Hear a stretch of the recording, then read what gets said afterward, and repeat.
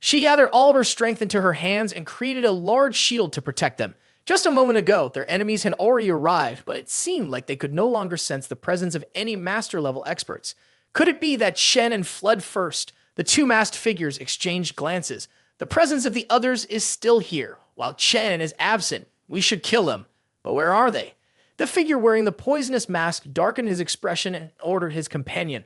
That traitor Muin Shu must have used a concealment technique to split up and search every corner. The people from the organization immediately scattered, searching every spot within the underground hideout. Poisonous Snake, concealed in the shadow, looked out and gasped in surprise.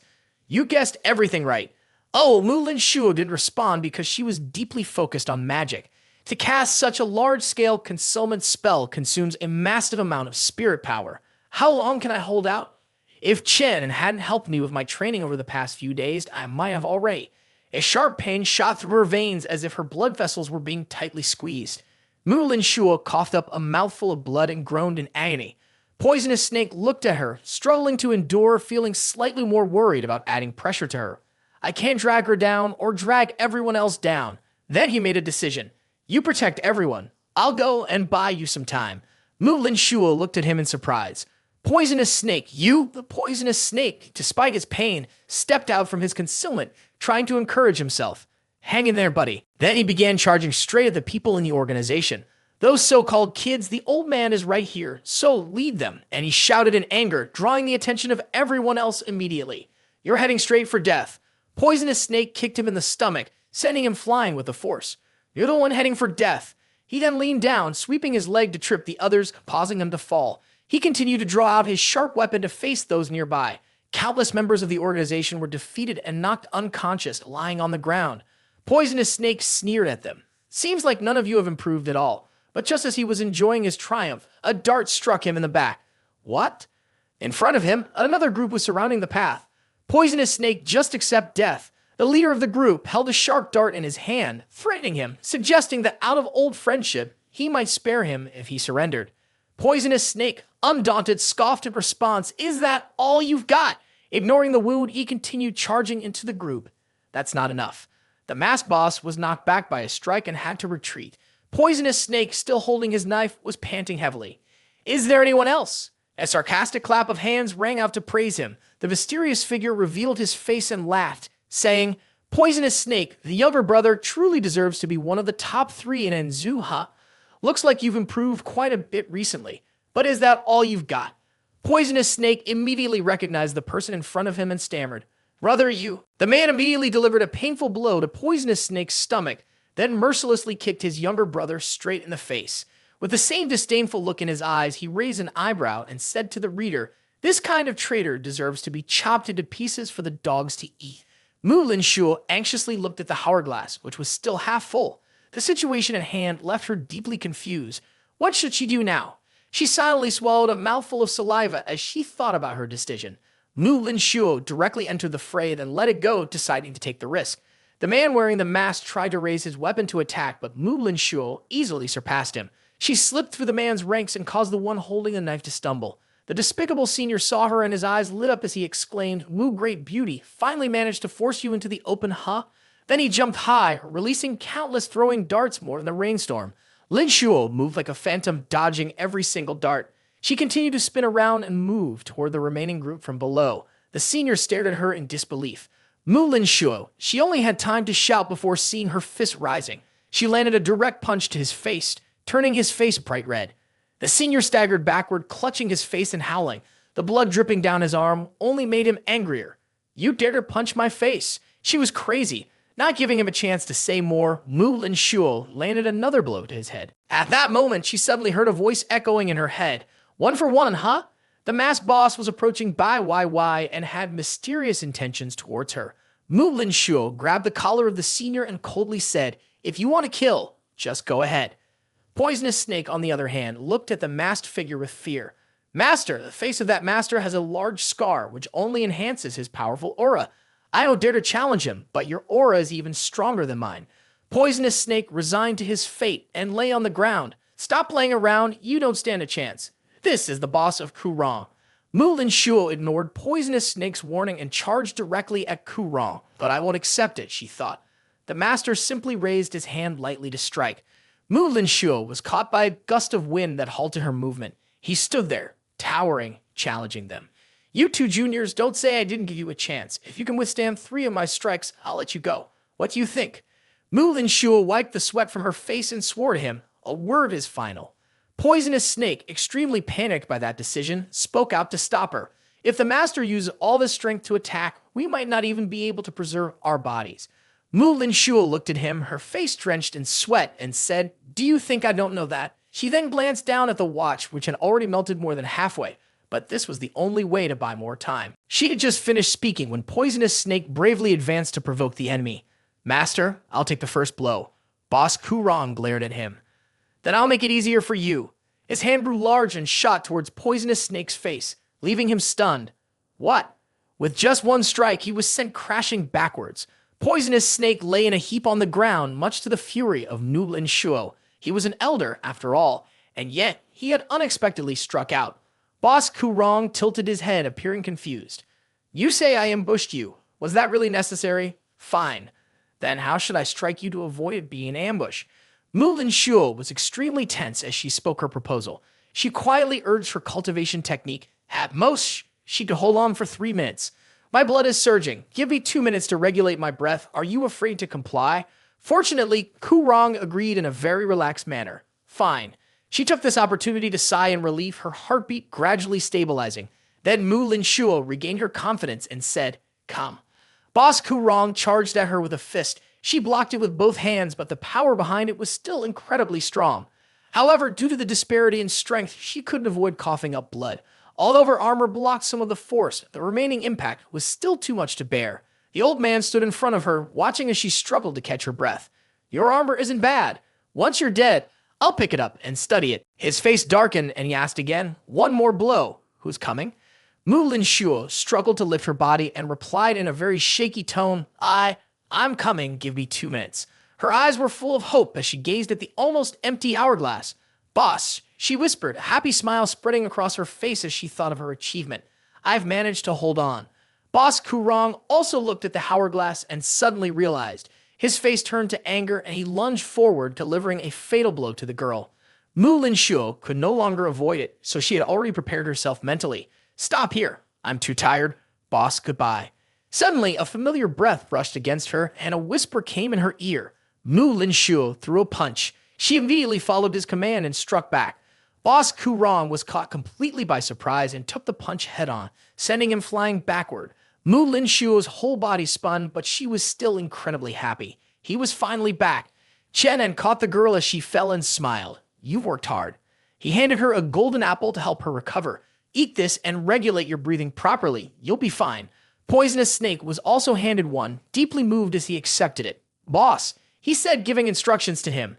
The other man, in contrast, waved his hand. Don't worry, eat it and regain some strength. Chen An very generously added, Though the detoxifying materials are incomplete, I've brought items from the land of spiritual energy. Whatever is left, I'll hand over to you. Poisonous Snake was weakly holding up a finger while eating a golden apple. Okay, now I'll get back to the battle, facing that Kurong guy. Earlier, you let my subordinate take 3 of your moves. How did you handle 3 of mine? Poisonous Snake was in an incredibly excited state. The boss was making a move, turning rice into flour. Even the old master couldn't resist. Meanwhile, Muin Shu was worried. This isn't good. There's something off about the old master's condition. Look, Chen An's arm is trembling uncontrollably. Kurong spoke politely to him. Mr. Chen, you flatter me. With your skill that could easily kill the head of the Chen family, I don't have the confidence to exchange blows with you. But if you want to get past this obstacle, then I have no choice but to fight a fair battle with you. On the surface, he smiled, but inside, Kurong was panicking. He had just barely managed to accumulate a bit of spirit power, and all of it was being used up by Lin Shuo. How could he possibly fight this old man now? What should he do? The future Chen An appeared, delivering a message. That old thief Kurong is most proud of his immunity to all poisons. You can't use poison against him. Chen An responded. Do you think I'm a death-dealing poison master? I'm not even interested in using poison. Thanks to that short argument, an idea suddenly came to him. Ah, I get it now. No wonder I'm not as dumb as I look. Then he spoke up. I'm someone who enjoys a challenge, but fighting you doesn't really mean anything. Your strength is far weaker than Chen Hai's, so I don't want to bully you. Chen had raised an eyebrow and brought up a matter. You're the best at using poison, aren't you? When this was mentioned, Ku Rong's face visibly puffed up. Poison, huh? Are you sure? How do you intend to compete? He continued to lay out the challenge rules. Each of us will create our own poison, then exchange it with one another, and the goal is to see who can stitch someone to death. How does that sound? Despite Poisonous Snake's attempts to stop him, Boss, no, you can't. Master, he's been immune to all poisons for decades now. You won't win in a battle of poisons against him. Ku Rong grinned wickedly and accepted the challenge with great satisfaction. Poisonous Snake, you're underestimating Boss Chen. How could someone with such a solid reputation ever back down from your threats? Am I right, Boss Chen? Let's make it a bet. Chen in turn to reassure Poisonous Snake. Don't worry, have I ever let you down? Poisonous Snake, go ahead and prepare the antidote. Poisonous Snake felt somewhat relieved. That works. Muin Shu, standing behind, only smiled and said, It's fine for the boss, this is just like a little play. Ku Rong held a pill in his hand, emitting a dense, sinister aura. He confidently introduced it to Chen An. This is a poison pill. I've spent my entire life's worth of poison skills crafting. It's called the Single Breath Poisonous Pill. Chen An merely scoffed disdain in his voice, while Muin Shu panicked, wanting to stop him. Boss, this poison, could it be? On Chen An's finger was a foul-smelling liquid. This was the poison I casually took out, called Bai Shi. Poisonous Snake and Muin Shu gasped in shock. Is it really nasal mucus? Ku Rong asked seriously as he held it in his hand. Are you mocking me? Chen immediately popped the poison pill into his mouth, challenging him. If you're too scared, just back off. For the sake of his pride, Ku Rong had no choice but to swallow it. How dare this bastard insult him? Well, let's see how I'll make him die. After a moment, Wang Bao and Bai YY finally woke up, clutching their heads. What happened to me? Muin Shu, who was nearby, reminded them both. The boss and the gatekeeper are dueling with poisons. Don't make any noise. Chen An and Master Ku Rong had both knelt down, enduring the poison inside them. Suddenly, Chen An hugged his neck and screamed, looking extremely panicked. Poisonous Snake and Muin Shu froze, watching him in shock. It's over, the boss has been poisoned. Even I don't know how to cure the teacher's poison. Bai YY directly went over and kicked Chen An. Stop acting. Do you think you're an idol? He scratched his head, laughing awkwardly under Bai YY's cold, piercing gaze. How do you know? She crossed her arms, her face full of displeasure. He scratched his head and laughed awkwardly again under her icy stare. Poisonous Snake sighed in relief. Boss, you should introduce yourself as a member of the team. While Muin Shu started to get jealous, she understood him better than he did. Chen immediately turned to Ku Rong and said, Hey, looks like I'm fine after all. How about we just call it a draw? But before he could finish his sentence, the man suddenly collapsed. Everyone was surprised to see the man lying motionless. So he's dead? How did he die so quickly? Chen An bent down, picked up a twig, and walked over to the man. He squatted down and poked him with the twig.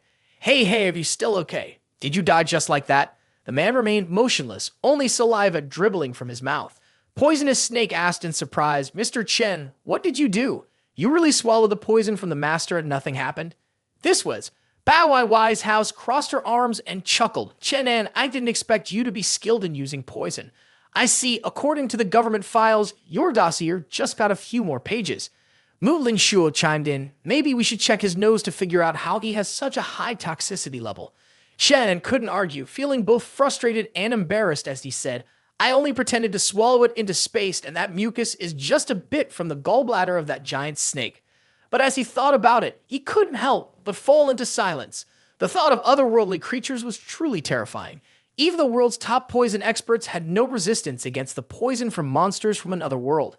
If these otherworldly creatures really did invade, then... The inner thoughts kept spiraling. The more I thought, the more terrifying it became. I couldn't think anymore. It was better to solve the problem at hand as quickly as possible. Bai YY crossed her arms and said lightly, I originally thought I was smart, but it seems there's no saving it now.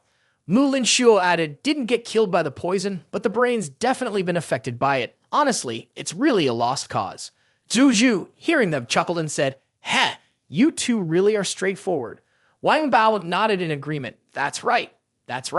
Chen An, while glancing at Muin Shu, was thinking, with Lin Shuo's body having just exploded, her strength would be greatly reduced for a while, so she needed rest and recovery. As for Poisonous Snake, though she seemed harmless, she was actually severely injured. The wounds had reached her bones and meridians, making it impossible for her to fight. Only Vi was left. and there were still 2 more doors ahead.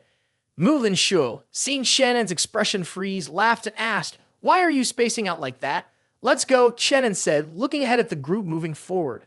As they walked, he laughed softly, shaking his head in helplessness. A bunch of heartless people. The group was gradually approaching the 4th door, which looked like a magnificent palace. Wang Bao looked around cautiously. "No one's here? Could it be they were scared of us and ran away?" Chen An, upon hearing this, felt a headache from his companion's thinking. He was worried that their joking might get them all killed.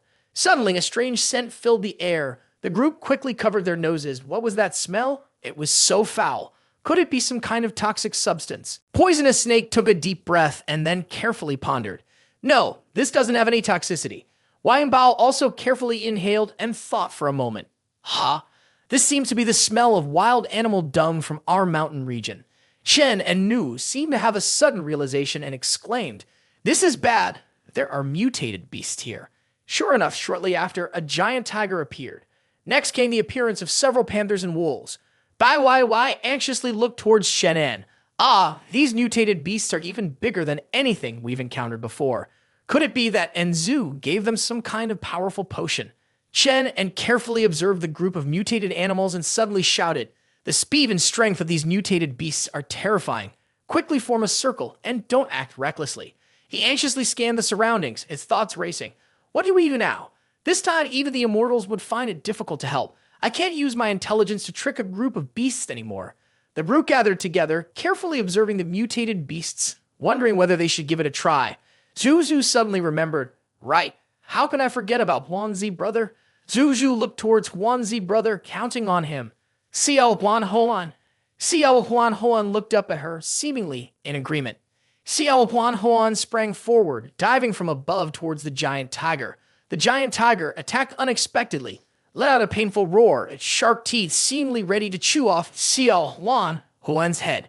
Taking advantage of the moment, Xiao Huan Hoan continued attacking the giant tiger. However, contrary to expectations, it was thrown backward. It turned out that it had been ambushed from behind. A black leopard had bitten its hind leg. Caught off guard by the sudden attack, it let out a painful roar. Furious, it spun around and threw the leopard away with great force. The leopard flew through the air but quickly regained its balance and landed. It quickly gathered momentum and charged again. Xiao Huan Huan and the black leopard continued to fight, neither gaining the upper hand.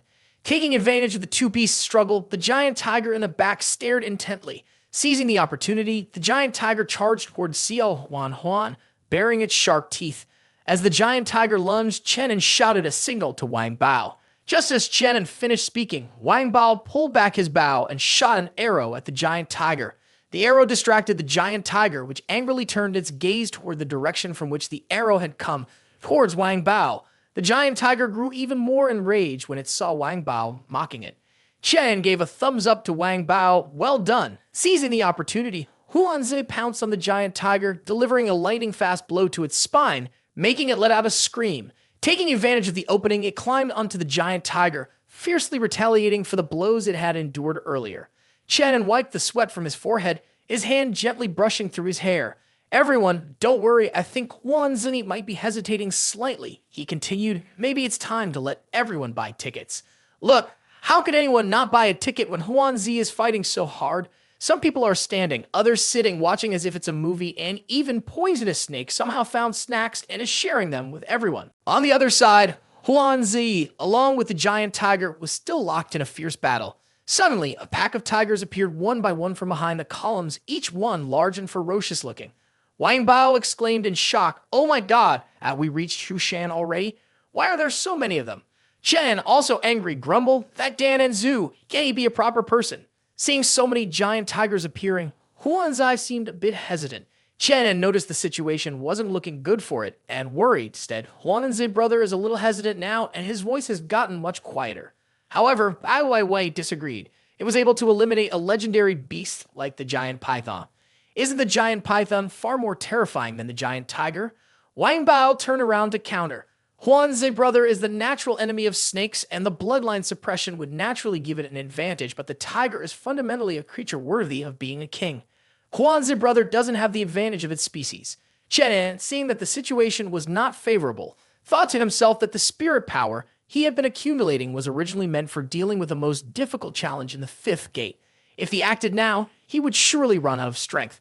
What should he do? He thought this, but still focused his spirit power in the palm of his hand, ready to strike at any moment. Suddenly, a voice singing rang out from around them, coming from Zuzu. Listening closely, it seemed like there was a reaction from the spirit power in the song. On the other side, Huanzi also began to change. It seemed to stabilize again. First, it began to raise its fur. The others looked at each other in shock. Heavens, is it adding a buff now? Huanzi extended its sharp claws and charged towards the giant tiger like an arrow in flight. As it raised its hand, the giant tiger lunged forward, biting down tightly on its arm. The pain was excruciating. Huanzi raised its other hand, its claws flashing in the air. With all its strength, Huanzi drove the claws into the giant tiger's neck. The giant tiger bared its teeth and glared in agony. With a mighty effort, Huanzi threw the giant tiger far away. Meanwhile, Chen An and Wang Bao were crouching, discussing quietly. It's fine, it's fine. Huanzi over there seems to be unleashing its full power. The strange beasts around are also holding back a bit. Zuzu continued singing. Her melodious voice seemed to further fuel Huanzi's rage. Huanzi seemed to be caught in a frenzy, relentlessly attacking the closest creatures to it. On the audience side, Wang Bao seemed to enjoy the chaos, excitedly shouting. I can translate for Huanzi. It says it can take on 10 more. It seemed as though Wang Bao's words reached Huanzi, who turned to him with a deadly gaze and said, What did you say? The audience, sensing the intensity of Huanzi's look, murmured in reproach. It's freezing. What nonsense are you translating? Finally, the situation began to settle down. Zuzu sighed in relief, but just after that, she felt an itching in her throat, causing her to cough a few times. On the other side, Huanzi was still fiercely battling the giant tiger, neither side gaining the upper hand. Sao Huanzi kept making sharp sounds, then charged at the tiger again. Suddenly, Zuzu began to hum again, her voice rising and falling soft and soothing. Chen An, unexpectedly mixed with concern, said, You! Although Zuzu did not know how she had awakened her ability, her strength was still at a beginner's level. If she continued using spirit power, it would harm her vital energy. He quickly approached her from behind, focused his spirit power into his hand, and transferred it into the back of Zuzu. She was startled as she felt the flow of spirit power gradually entering her body. Chen An, what are you doing? Don't exhaust too much spirit power on me. The journey ahead is long and full of challenges, she said. Chen An didn't let her think too much, interrupting her and concentrating his energy to calm himself at the side. Zuzu blushed and nodded. Over there, Lin Shu and Bai Wei whispered to each other that Chen is making a move again. Wang Bao, sitting nearby, laughed heartily. You guys are something else. Brother and just cares for everyone equally. What's there to be jealous about? He was about to say more when he heard rustling. Turning around, he was startled. The huge brown bear had suddenly stood up. Its massive form was imposing, and what stood out was that its eye was injured, flashing with a terrifying red light. Seeing this, Wang Bao quickly gathered his strength and jumped to attack the enormous bear. While attacking, he shouted for everyone to hear, There's a blind bear, run. But he had forgotten who he was and who the bear was. His actions were like a grasshopper trying to kick a cart, and when he struck, the force pushed him back unexpectedly. His attack did nothing to the bear and only seemed to make it even angrier. Its eyes glowed more fiercely with a blood-red rage. It opened its mouth, showing sharp teeth as if it wanted to devour everyone there. The group of Bai Wei, Muin Shu, and Poisonous Snake were extremely worried as they witnessed the scene, urgently asking, Wang Bao, are you all right? Wang Bao responded to them, I'm fine. At this moment, the bear had stood up on its two hind legs, opened its mouth, and in rage, raised its sharp claws. Wang Bao was not frightened by this and continued to attack the giant bear. The bear looked at him as though he were an ant, disdainfully sneering. Wang Bao was taken aback by its attitude. Wait, there was something strange about its gaze that made him feel a tingling sensation in his head. Then the bear extended its paw, covered with sharp claws, towards him and shoved him with a force that sent him stumbling back. He barely managed to utter the words. Ow! Bai Wei, holding a dagger, fixed a sharp gaze on the bear before turning to instruct. Everyone quickly run. With that, she stomped her foot to gather momentum and leaped towards the bear, the dagger poised to strike. The bear was no slouch either. It opened its mouth and growled, raising its sharp claws to attack her, just as it had done with Wang Bao. Then, it slowly advanced, leering at Lin Shu and Poisonous Snake as if waiting to pounce on them. The two of them, terrified, gradually began to retreat. Seeing the current situation, Chen An was extremely anxious. Damn it, this huge bear is too strong, and he's in a dilemma. His hands were still focused on channeling spirit power to Zuzu. But if he withdrew now, Zuzu would definitely be even more severely injured. Thanks to your spirit power, Zuzu is trying to control the abnormal ability that emits strange sounds. Switching her gaze between one side and the other, she doesn't know what to do. But if I don't step in, what will happen to Lin Shuo? Noticing Chen An's anxiety, Poisonous Snake also tries to lessen the bear's attack. Don't worry, boss. Watch me, Poisonous Snake in action. It seemed the bear understood Poisonous Snake's intent as it arrogantly looked up to the sky and let out a sound like mocking laughter. Contrary to everyone's expectations, it turned its body and tensed up, launching an attack in another direction, catching Poisonous Snake off guard, who blurted out, "Hey." It turned out that the bear was targeting its sharp claws at Muin Shu. She panicked. Was she really going to die under the claws of this giant beast? Seeing the critical situation, Bai Weiwei gathered all her strength and launched her fiercest attack at the enormous bear. While attacking, she shouted toward Lin Shuo, "Quick, get out of the way." The powerful strike drained Bai Weiwei of her energy, and a bitter sweet taste suddenly rose in her throat. She helplessly spat out a mouthful of blood. But her effort wasn't in vain. The bear's massive body staggered, and it angrily looked around. Seizing the opportunity, Wang Bao jumped onto its head. People had always said that the eyes were the weak spot of bears, so he focused on attacking its eyes. As he struck, he shouted, "I'll crush you, you blind bear." The bear seemed to go even more mad, raising its claws to grab Wang Bao as though he were a tiny chicken. It lifted the bear in front of its face, swinging it around, its mouth wide open as if it could swallow him at any moment. Wang Bao was furious. What bad luck, damn it. Am I really going to die at the hands of this blind bear? Is this how my life as a man ends? Zuzu, seeing this, desperately cried out, "Don't." On the other side, Wang Bao performed like a circus animal, jumping off the bear's head and shouting as he did so, "Be good, be good." Saying that, he pushed the bear's paw away. The bear ignored Wang Bao's antics and lunged forward, heading straight for Zuzu. Chen An stood in front of her, trying his best to protect her. He wondered what this creature was up to. Suddenly, the bear stood up, its confused gaze fixed on Chen An and Zuzu, their eyes meeting. Chen An seemed to remember something. He shouted, "Wait, you're the big bear, the one from Wan Yuan Mountain that kidnapped Zuzu, right?" Now, the bear didn't look like the fierce one from before. Its attitude had changed. Its mouth seemed to be smiling, its eyes squinting, retracting its claws, almost like a Hello Kitty character. Zuzu looked up at it. "Ah, it's you?" "The big bear." "Huh?" It nodded, its eyes sparkling, tongue out like a puppy seeing its owner. It stretched out its long arms, several meters long, as if it were about to hug Zuzu, completely forgetting who it was. Where was this? With such a massive body, hugging a person would surely suffocate them. Zuzu hurriedly waved her hand. "Ah, don't come here." Seeing the situation in front of her, Chen An couldn't hold back his anger. He rushed forward, kicked the big bear in the face, and shouted, "Don't come any closer, she's mine. Dream on, sweetheart." Back to the main issue, Zuzu couldn't ignore the sudden appearance of her ally. She asked for help. "Big bear, come help me." What could be refused? How could she turn down Zuzu's request? The bear stood up, pounding its chest like a chimpanzee. In no time, it pulled the gray wolf off Huan Zi's body, knocked the gray wolf down as if adding more power to the situation. Huan Zi sprang up and rushed toward the giant tiger, claws out as if to tear open the giant tiger's mouth. With the help of an ally, Huan Zi seemed reinvigorated, attacking even more fiercely. On the other side, as soon as the opportunity presented itself, the big bear used a combination of moves to land the final blow on the giant tiger. The giant tiger's body was slammed hard onto the floor, causing the ground to shatter. The pack of gray wolves trembled at the sight. If a mighty beast like the giant tiger could be so battered, what chance did they, these mere pups, have? They tucked their tails like dogs at a funeral, shaking with fear. After the battle ended, the big bear and Huan Zi proudly flaunted their muscles, grinning victoriously. But in an instant, they reverted to being big kids, rushing toward Zuzu in hopes of receiving praise. Just before reaching her, however, they seemed to realize something and turned to look at each other. "Oh, who's this little guy trying to steal Zuzu's favor from me?" Thinking that, they rushed into the fight and the noise of the battle filled the sky. Everyone just shook their heads in frustration at the two stubborn kids. Chen An turned to ask Zuzu, "When did you awaken?"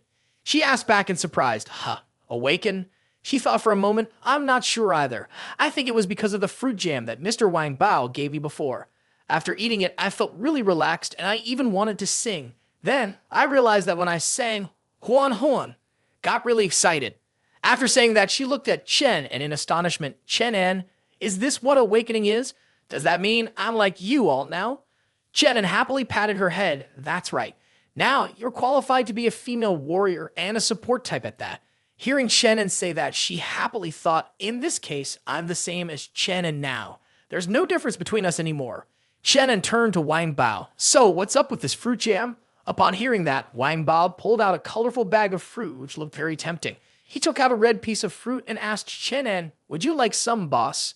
I made it from fruit I picked in the mountains, still got plenty left. Chen An looked at the bag of fruit, then Wang Bao rambling on, feeling a headache coming on. This kid actually turned the spirit fruit into fruit jam. Really, men sure have a lot of secrets. Thinking that, he reached out to take the bag and then turned to the others saying, everyone, thank young master Wang Bao for the spirit fruit jam. After eating it, you'll be able to regain your strength. Wang Bao, hearing this, suddenly jumped up. Huh? Is this spirit fruit? The others were surprised to hear that, but after the initial shock, they happily divided the fruit jam among themselves and continued walking forward. As they walked and ate, Wang Bao, following behind, shouted, hey, save some for me before you all finish it. In the dim space, the group continued moving forward. What they could know was that all of their actions were being closely monitored by someone else. A man with white hair wearing a black cloak and a mask was observing their every move on a camera screen. Chen An, I never expected you guys to make it this far. But it's precisely like this that my secret weapon will come in handy, he murmured. Meanwhile, the group pressed on. Wang Bao looked around and said, the poison traps have already been used, and even the beasts have been sent out. What do you think the final level will be like?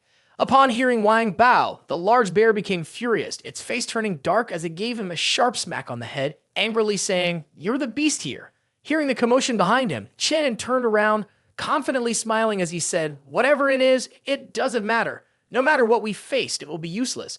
As soon as he finished speaking, the sound of clapping echoed from the end of the hallway. In the middle of such a quiet space, the sound of clapping emerged, making everyone feel strange. Chen An looked toward the end of the hallway where the sound was coming from, wondering, there shouldn't be any clapping sounds here, right? For some reason, the more he tried to listen closely to the clapping, the more strange he felt. He wondered, why do I feel so out of place? Suddenly, a voice rang out, Chen An, do you still remember me? Chen An tried to recall. The voice sounded very familiar. Suddenly, a person appeared at the end of the hallway, walking toward him while making an eerie sound. Return my life to me. But wait, calling this person a human was not quite right because this person was already dead. Chen An suddenly yelled, is that you, Chen An? How is this possible? He firmly said, stop pretending to be a ghost. If you want my life, come and take it.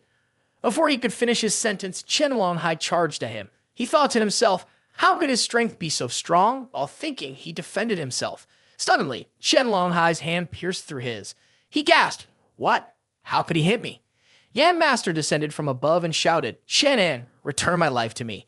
Chen An suddenly looked up and shouted, Yan Master, you're still alive. He threw a punch at the man, but his hand passed right through him. He suddenly realized that he couldn't touch him. Yan Master swung his fist into his face, causing him to cry out in pain. He couldn't understand and thought, but how could his punch actually hit me? Chen An and Yan Master, their dark faces grim, rushed forward, shouting, Chen An, come down here with us. He clutched his head in agony, yelling, no. Pai Wai and Poisonous Snake stood by, watching him, and asked, what's wrong with Chen An? It seems like he's been poisoned. Poisonous Snake lamented, impossible. The boss is immune to all poisons. What's going on here? Pai Wai turned to Muin Shu and asked, and Zhu still has what kind of experts? Who is the person guarding this pass? Pai Wei continued. Muin Shu replied, there are 3 third-rank or higher guardian experts in Zhu, but their strength is on par with Chen Hai. Given the boss's ability to kill Chen Hai in an instant, it shouldn't be difficult to overcome them. This situation, though, I don't think we need to worry about the boss, a voice suddenly echoed. In fact, there's no need to worry about Chen An. You better focus on yourself first. Hearing this, Pai Wai turned and yelled, who's there? Poisonous Snake rushed forward, standing in front of her, shouting, be careful, he's about to be blasted out of the cage. 3 figures stepped forward and spoke. The 3 of us old men may not be able to deal with Chen An, but dealing with you guys is not impossible. Muin Shu panicked and shouted, the 3 elder guardians, what are you doing here? Inside, Chen An was still flailing around, fighting the poisonous gas. The figure with the blindfold spoke. Inside there is a secret weapon that the leader invited to deal with Chen An. And you? Before the traitor could finish speaking, he lunged at Muin Shu, screaming, die. An arrow flew towards them, and the blindfolded man caught it. Dare to sneak attack me? Wang Bao, holding a bow and arrow from behind, shouted loudly, "You old man, you're taking advantage of new sister to spy on the boss and then sneaking up on us? You really are a shameless scoundrel."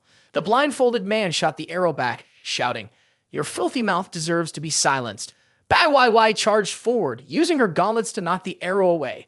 The blindfolded man, seeing this, complimented her. "This girl's armor isn't bad at all. After I kill you, I'll take that armor off your body." Bai Wai ran up, shouting, "That depends on whether you have the ability to get close enough to me." Muin Shu, worried, rushed over and quickly asked, "Poisonous Snake, have you been seriously injured?" Poisonous Snake struggled to speak. "Luckily, the boss just fed me Wang Bao's spirit fruit, so my strength has improved." He smiled coldly and continued, "Otherwise, I might have already been lying here dead." He sighed. "However, right now, I feel like we are still not strong enough." Muin Shu replied, "I also want to see how strong we are now under the boss's guidance." She turned around and looked at the old woman, saying, "Perfect. Let's use these 3 elders to train our skills." The old woman pulled out a whip and responded, "Not knowing your limits? Well, come on and try then." The knife fell to the ground. Over at Zuzu, she was facing one of the 3 elders. The armor-wearing man spoke, "I don't want anyone to say that I bully little girls. If you want to stay whole, you better do it yourself." He coldly said, "Do you have any last words?" Suddenly, Huanzai lunged forward, causing the man to exclaim in surprise, "A strange beast." He laughed loudly and replied, "I didn't expect my little sister to have a war beast. I have underestimated you." He drew out his staff, took a stance, and continued, "It's just that I haven't used a dog-beating stick in a long time. Watch carefully." He swung the staff, and Huanzi immediately jumped up to dodge. It swung its paw, attempting to strike him. But suddenly, he appeared in front of her and spoke, "To deal with a war beast, all you need to do is defeat its master." He continued, "Little sister, aren't you aware that there's a hand coming at you from behind?" The grizzly bear struck with its paw, sending him flying. The 2 war beasts stood in front of Zuzu, guarding her. She began to sing, lending strength to everyone. The war beasts slowly began to sense the powerful energy. Bai Wai also managed to channel the strength. Muin Shu quietly chuckled when he heard this and turned the camera toward Chen An. He gasped, slowly getting up with difficulty. "You guys still can't leave me alone, even when I'm dead? Forget it." Chen Long Hai and Yan Master remained standing. He raised a dagger, pointing it at his chest. "I'll return your lives." Seeing this, Zuzu screamed, "No." Muin Shu heard her scream and turned to ask, "Zuzu?" Bai Wai also turned to ask, "What's going on?" The old woman seized the opportunity to charge forward. How dare she be distracted during a fight? The blindfolded man also took this chance to attack Bai Wai. All 3 rushed towards Chen An. However, Chen Xian, seeing this, excitedly shouted, "Good! Chen An, your 3rd rank strength is still under my control. It seems that I've spent half of Enzu Yin Cheng's fortune inviting these experts here. It was worth it." Ha! The sound of footsteps grew louder, and a red-haired girl stepped out from the space. She leaned on her hand, kicked him with her foot, and disdainfully spoke, "With this level of strength, you dare ask me to make a move? Boring." Suddenly, Chen An stood up, startling her. "What is this?" He made a grimace, gritting his teeth as he spoke each word clearly. "Are you giving my life back?" He shone a flashlight in her face, continuing to intimidate her. "I died unjustly. Give my life back." Wang Bao Latra, in tears, spoke with distress. It's over. The boss has turned into a vengeful spirit." He gestured with his hand for Bai Wai, who was standing far away to see. She saw it, scoffed, and inwardly thought, "This damn guy." She swung her leg and kicked the blindfolded man. He, seeing this, sighed. What's going on? Wasn't her fighting spirit shattered just now? Bai Wai turned around and spoke. "My turn now." The blindfolded man began to attack Wai with magic, but she bit her lip, enduring the pain of each strike as she advanced towards him. Wai clenched her right fist tightly and struck him directly, causing him to widen his eyes as his feet were gradually pushed back. Wang Bao, seeing this, cheered happily and shouted, "Sister Wai, so mighty." Lin Shu was struggling with the old woman with the silver hair. She glanced at Wai, who was gaining the upper hand, and thought to herself, "I can't lose to her. I need to avenge the boss." A surge of magic emanated from her body, gradually heading straight toward the old woman. The old man showed no fear, standing within his magical circle and taunting. "What can you do to me?" Wai stretched her arms out and threw Lin Shu a small knife, then spoke. "Next, cut her down." Lin Shu looked at the knife in her hand in surprise. She tightened her grip on the knife, then rushed forward, attacking with every strike of the old man's whip. His whip was severed into pieces by her. He seethed with anger, trembling as he exclaimed, "No, my immortal whip. You destroyed my immortal creation. I want you to pay with your life." She threw the knife back to YY and politely said, "Wait for me to avenge the boss. I'll thank you later." YY furrowed her brow as she looked at Lin Shuo and spoke. "Vengeance for a ghost? He's fine. It's just a race between us." The red-haired girl collapsed to the ground, retreating backward. She stared in fear at Chen An. "Are you human?" He held up a flashlight, shining it directly at his face, then smirked. "Are you scared too? Listen to your father. Scaring people to death like this is easy to get beaten for." Her face darkened as she froze, stammering, "No, no way. No one can escape my illusion. How did you do that?" Chen narrowed his eyes and calmly replied, "You're very strong, but I don't fight alone." Each person appeared before him while he was sitting slumped. They shouted, "Give back our lives! Give back our lives!" Chen raised his hand, casting magic. He nonchalantly said, "Forget it, forget it." The red-haired girl screamed in panic, "Hey, hey, hey, what are you going to do with my body?" He held his sharp knife towards himself. "I am haunted by a ghost. It makes me panic. I can't even strike it. It's painful and annoying. I can't stand it." The future Chen grabbed his hand, holding the knife, angrily saying, "What are you talking about? Aren't you fine?" Chen pointed forward and asked, "Can't you see?" The ghost of Shen Long Hai and Master Yan. The future Chen turned his head and gritted his teeth. "I see nothing. I only see this pervert trying to harm my body." He suddenly became serious in the future. "You've been struck by an illusion. Close your eyes now. Don't pay attention to any sounds." Chen tightly shut his eyes, thinking to himself, "Anyway, seeing them doesn't help. It's better to trust myself." His body felt suspended in midair. A magical barrier surrounded him, cutting off all attacks from the outside. This was the ultimate combination of illusion magic and mind control techniques, something Chen had heard of from masters in the future. Chen wondered, what should I do against this opponent? I'm afraid if I open my eyes, I'll be controlled by another illusion. I don't even know where the opponent is or how to retaliate. The future Chen laughed loudly and offered a solution. "From what you're saying, this guy is a fake ghost trying to scare you. If you don't mind pretending to be dead, you can scare him back. Once he reveals himself, the illusion will end, and you can take the chance to flatter him." The red-haired girl widened her eyes, unbelieving, and shouted loudly, "No way, I don't understand. I am invincible." He raised his hand and struck her several times on the face, making her cry out in pain continuously. "I made a promise to myself that I would hit you. Are you trying to scare me?" Chen said coldly, standing seriously with his arms crossed in front of her. "I won't kill you, but don't even think about getting revenge on me. Your magic is useless against me, and you're not unbeatable. Leave." The red-haired girl trembled, one hand clutching her face as she looked at him with resentment. "I won't let this go. Remember this, sooner or later you will die by my hands." Chen turned his gaze to the side, and she ran off, shouting back, "You will die by my hands." On the other side, Vi was struggling to withstand each fatal blow with magic. Meanwhile, Lin Shuo and Poisonous Snake attacked the old white-haired man. The big bear was also not idle, wrestling with a man who had tied his hair in a bun. Chen manifested a sword within himself, grasped it, and swung it through the air. The sound of shattering filled the air as the sword made contact. Chen smiled broadly, resting the sword on his shoulder, glancing at them, and then spoke. "How dare you bully my family? Are you tired of living?" The man with the tied-up hair looked forward, calling out loudly, "Chen, you're still not dead."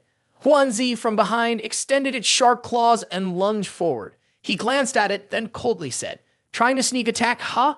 The man punched a fatal blow into its stomach, sending it flying. Just a little beast, daring toe. The big bear had appeared behind him without him even realizing it and attacked, making him cry out in pain. After knocking him out, it turned around and gave a thumbs up in front of Zuzu's face. Chen stood above Vi and Lin Shuo, speaking up and giving instructions. "Are you all right? You three each take an old man and charge together." Why and Lin Shuo whispered behind him. Why was curious. "Is there something talking? I hear a voice, but I can't see anyone." Lin Shuo replied, "That person is dead, so of course you can't see him." Chen looked dejected. "Sisters, I was forced into this situation." Wai crossed her arms and gave him a sharp look, though it seemed he was pretending to be dead just to be a pretty girl. Lin Shuo's aura was equally cold as he said, "And in the end, you couldn't even bring yourself to kill that young girl." Helpless, he clasped his hands in front of the two women. "Sisters, I was wrong." Zuzu wiped the corner of her eye, which was brimming with tears. The two men behind her were also visibly touched and overjoyed. "This is great, boss." The man wearing glasses angrily shouted, "A bunch of shameless people. You're flirting right in front of us. Do you still want to keep your lives?" Chen gave him a look. For the moment I laid eyes on you, I've been itching to do something about it. You die first. Wai Wei stepped up in front of him. One hand on her hip, she decisively spoke. You don't need to bother. This third-rank elder is nothing. Leave him to me. Lin Shu also glanced at him, her voice mocking. I can do it myself to avoid someone pretending next time. Chen An created 2 streams of magic with his hands, suggesting, then let me handle the 2 of you. Without saying anything, Wai Wai immediately rushed towards the blindfolded man, drawing countless streams of magic from his hands, her voice growing louder. Little girl, you sure have a big mouth. Well, let me kill you first as an appetizer, and then it will be Chen An. Wai Wai raised her hand to block each of his attacks. Damn it, Chen An suddenly shouted, what are you afraid of? She turned to look at him, and he explained, it's just some air pressure. It can't hurt you. With the serpent needle dagger, what's there to fear? You could easily break the air pressure. Hearing this, Wai Wai smirked and pulled out the dagger. The blindfolded man, a little panicked, looked at Wai Wai charging towards him with the knife. You! She stabbed his hand, making him scream loudly. Wai Wai kicked him in the face, sending him stumbling backward. Die. Chen An looked at her with admiration. Not bad. On the other side, Lin Shuo was being overwhelmed by the old man with white hair. He wielded a whip arrogantly. This little blonde girl, don't get too cocky. He glanced at Lin Shuo and sent his thoughts to her. Your invisibility ability is very good under normal circumstances. Even I can't detect it, so fighting head-on isn't your strength. Hiding your movements and waiting for the right moment to land a deadly strike is what you should do. Hearing Chen An's voice in his mind, Lin Shuo forced himself to stand up, and his voice came through again. Remember to suppress your aura, only then will no one be able to detect you. Chen An turned and asked the reader, do you know how to sing? He was taken aback and asked in return, me? Chen An began evaluating Lin Shuo's combat performance and considering her personality. After all, Lin Shuo couldn't fight for long. Even when she suppressed herself, her breathing was unstable. A top-tier expert could easily determine her position based on hearing alone. Sing could disrupt their hearing. Poisonous Snake hesitated, embarrassed. But my singing isn't really that good. Chen An helplessly put his hands on his hips and looked at him. It's not like you're debuting in a talent show. Just sing loudly. He took a deep breath. Poisonous Snake clenched his hands and began to sing. His voice startled Chen An, who quickly covered his ears and thought, seriously, this is what he calls bad singing. Wang Bao, Wai Wai, and Big Bear both grimaced, holding their ears. The old white-haired man angrily shouted, shut up! With a snap of his fingers at that very moment, Lin Shuo appeared like lightning behind the old man, startling him. The old man was knocked down by her attack, and Chen An, glowing, spoke with satisfaction. They're all good resources. I'm very pleased. Wai Wai and Lin Shuo turned back with terrifying expressions and both simultaneously threatened. We'll deal with you later. Chen An stepped back with a grin. I was wrong. He cast his gaze towards that direction, where a mysterious figure standing in the doorway caught his attention. Chen An murmured to himself, the deepest door has been opened. The person with white hair and a mask was cloaked in an ominous aura, gazing back at them. Mu Lin Shuo and Poisonous Snake observed seriously, their demeanor tense. She thought it was the leader of the Dark Organization. Chen An's expression remained impassive as he quietly pondered. Indeed, the leader of the Dark Organization, his strength was formidable. Song Chang Xian conjured a vicious beast with golden fur, which bared its teeth and lunged straight towards Chen An.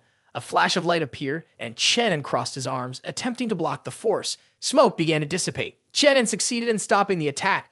With a sense of pride, you remarked, you're quite strange. You're such a big shot, yet instead of speaking, you immediately rush into a fight.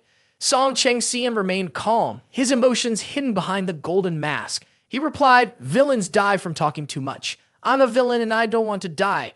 Besides, if I were to speak maliciously, would you be scared? If I begged for mercy, would you agree? What's there to discuss? Chen An covered his mouth, his eyes shining brightly like a young girl on the verge of adolescence. He's so handsome. Mu Lin Shuo and Poisonous Snake behind him were also momentarily stunned. Well, go ahead and continue. It makes sense. Then I'll leave you with one last chance to speak your final words. As the situation escalated, a giant emerged from behind Song Chang Xian with 8-pack abs and glowing golden radiance. It was an extraordinarily dazzling sight. Chen An didn't back down either. He lowered his body into a fighting stance and flashed his usual confident smile. One couldn't deny that his combat style was visually stunning. The enormous force, with fists 10 times the size of Chen's, came crashing down, but he, barehanded, confronted it head-on. After the devastating attack, Chen An emerged from the smoke completely unharmed. He smiled and said, the strength is truly impressive. Mu Lin Shu only observed, while Poisonous Snake was momentarily taken aback. Yet, Song Chengxian continued his assault, forming his hands into fists and generating a circle of power with the familiar golden aura. Chen An's face lit up with joy as he innocently spread his 5 fingers out in front of him. I'll catch it. He was pushed back slightly by the force, sitting down and bracing his hands behind him, but his smile remained. Oh, it's probably almost over. Poisonous Snake, sensing something was wrong, leaned over and asked, wait a minute, if the boss can't do it, should we jump in together? Bai Wai smiled in response. Don't worry, he'll be fine. He's probably about to counterattack. Chen An, feeling somewhat disheartened, shot Bai Wai a disgruntled look. Don't spoil the plot. She didn't answer, but stuck her tongue out playfully before turning her head away. Song Chengxian, a bit surprised, leaned forward slightly to observe. What's going through your mind? You still have the energy to pay attention to the changes around you while facing me in combat.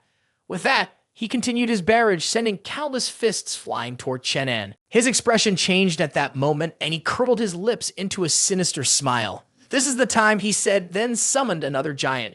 In addition to being larger than Song Chengxian, this one also emitted a bluish-purple light, exuding an imposing aura and a powerful stride. Song Chengxian stood there, mouth agape, taking several steps back. How did you know about my Demon Hunter Tiger Fist? Chen had exuded a mysterious aura, his entire being radiating a purple light resembling dark energy. Didn't I just learn it from you? He thought to himself, if not, do you think I let you beat me a few times in the past because I asked for it? I'm absorbing your energy.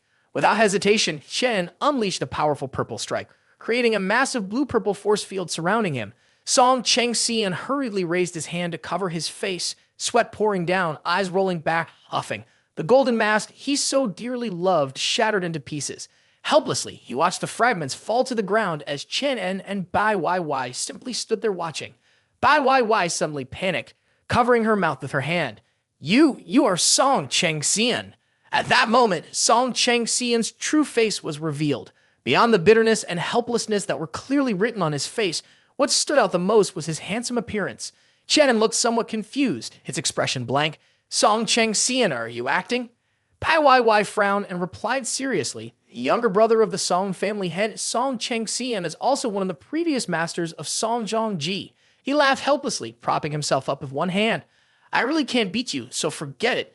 Little girl, you really know a lot. Even I am acquainted with you. Bai Wai became even angrier, she responded. The government has information about you, but how did you end up becoming a member of the Dark Organization? Is it possible that the Song family is behind it? Muin Shu widened his eyes in shock. Impossible. The Dark Organization has only been cooperating with Jiaicheng Pharmaceutical Company, constantly trying to disrupt the relationship between the Song family and us. If the Song family were behind it, why would they need to do that? He faced the two women directly and replied, as expected of a talent nurtured by the Dark Organization, you certainly have more brains than some people in the government. Bai Wai clenched her fists in anger. Song Chengxian smiled smugly, looking pleased with himself. Song Chengxian, is there any trace of royal dignity left in you? He wiped the smile off his face, his expression darkened and his eyes sharp. A family managed by a useless person is indeed full of useless people. Chen raised his hand to rub his chin, staring off into the distance. I understand now. So, you stirred us up with the Song family not to have them destroy us, but to have us cause severe damage to the Song family. Song Chengxian shrugged and laughed. Song Chengzong used a vile scheme to secretly attack me to take the position of family head. Is it wrong for me to want revenge? The Wai Chen and group, you guys are strong, capable, united. If you took a break, the 4 major families combined wouldn't even match your achievements. Chen said nothing, only furrowed his brow and looked at him seriously. Song Chengxian's eyes gleamed, a sly smile appeared on his face, and he pressed a red button on the wall. But unfortunately, all of you must die here. But if I die with you, it won't be an injustice, right? Chen rushed over, his eyes wide with anger as he charged forward. What do you want to do? Chengxian, after pressing the hidden red button, leisurely walked while explaining to Chen An, there's a small nuclear bomb in the Enzu crypt. I'm just pressing the button to give it a chance to activate. Finishing his sentence, he casually added a rather unfriendly reminder for him.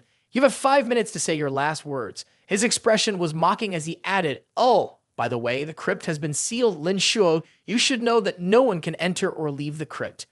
After saying this, he sat down in an armchair, speaking to Chen, and as if nothing was wrong, enjoy the last 5 minutes of your life. Upon hearing this, Chen understood that there was a bomb here. He frowned and glanced at Lin Shuo, asking, do you know where the nuclear bomb is placed? She, upon hearing his question, could only answer honestly, I don't even know there's a nuclear bomb here. Chen had remained calm, saying nothing more as he activated his clairvoyant eyes, searching for the bomb while analyzing lead us to the inner room. The nuclear weapon is probably nearby. After searching around for a while, he finally discovered the bomb hidden inside an iron suit of armor not far away. Indeed, he walked over to the bomb, disarmed it, and held it in his hands. When Cheng Xian saw that Chen An had found the bomb, he wasn't in a hurry at all. Instead, he expressed his thoughts with great interest. I had suspected before how you managed to see through the first trap mechanism. Finishing his words, he quickly concluded, you really do have eyes of clairvoyance. Bai Wai, upon hearing him, crossed her arms over her chest, pretending to be angry, scolding Chen An, calling him a thug, exposing the fact that she had such abilities. He was sweating profusely as he turned toward her and said loudly, don't take this opportunity to curse me. At this moment, he had lost all patience, frowning as he asked, aren't you all afraid of death? He further explained that the timer on the nuclear bomb couldn't be dismantled. Upon hearing this, he was genuinely confused and turned to ask him, are you really willing to die like this?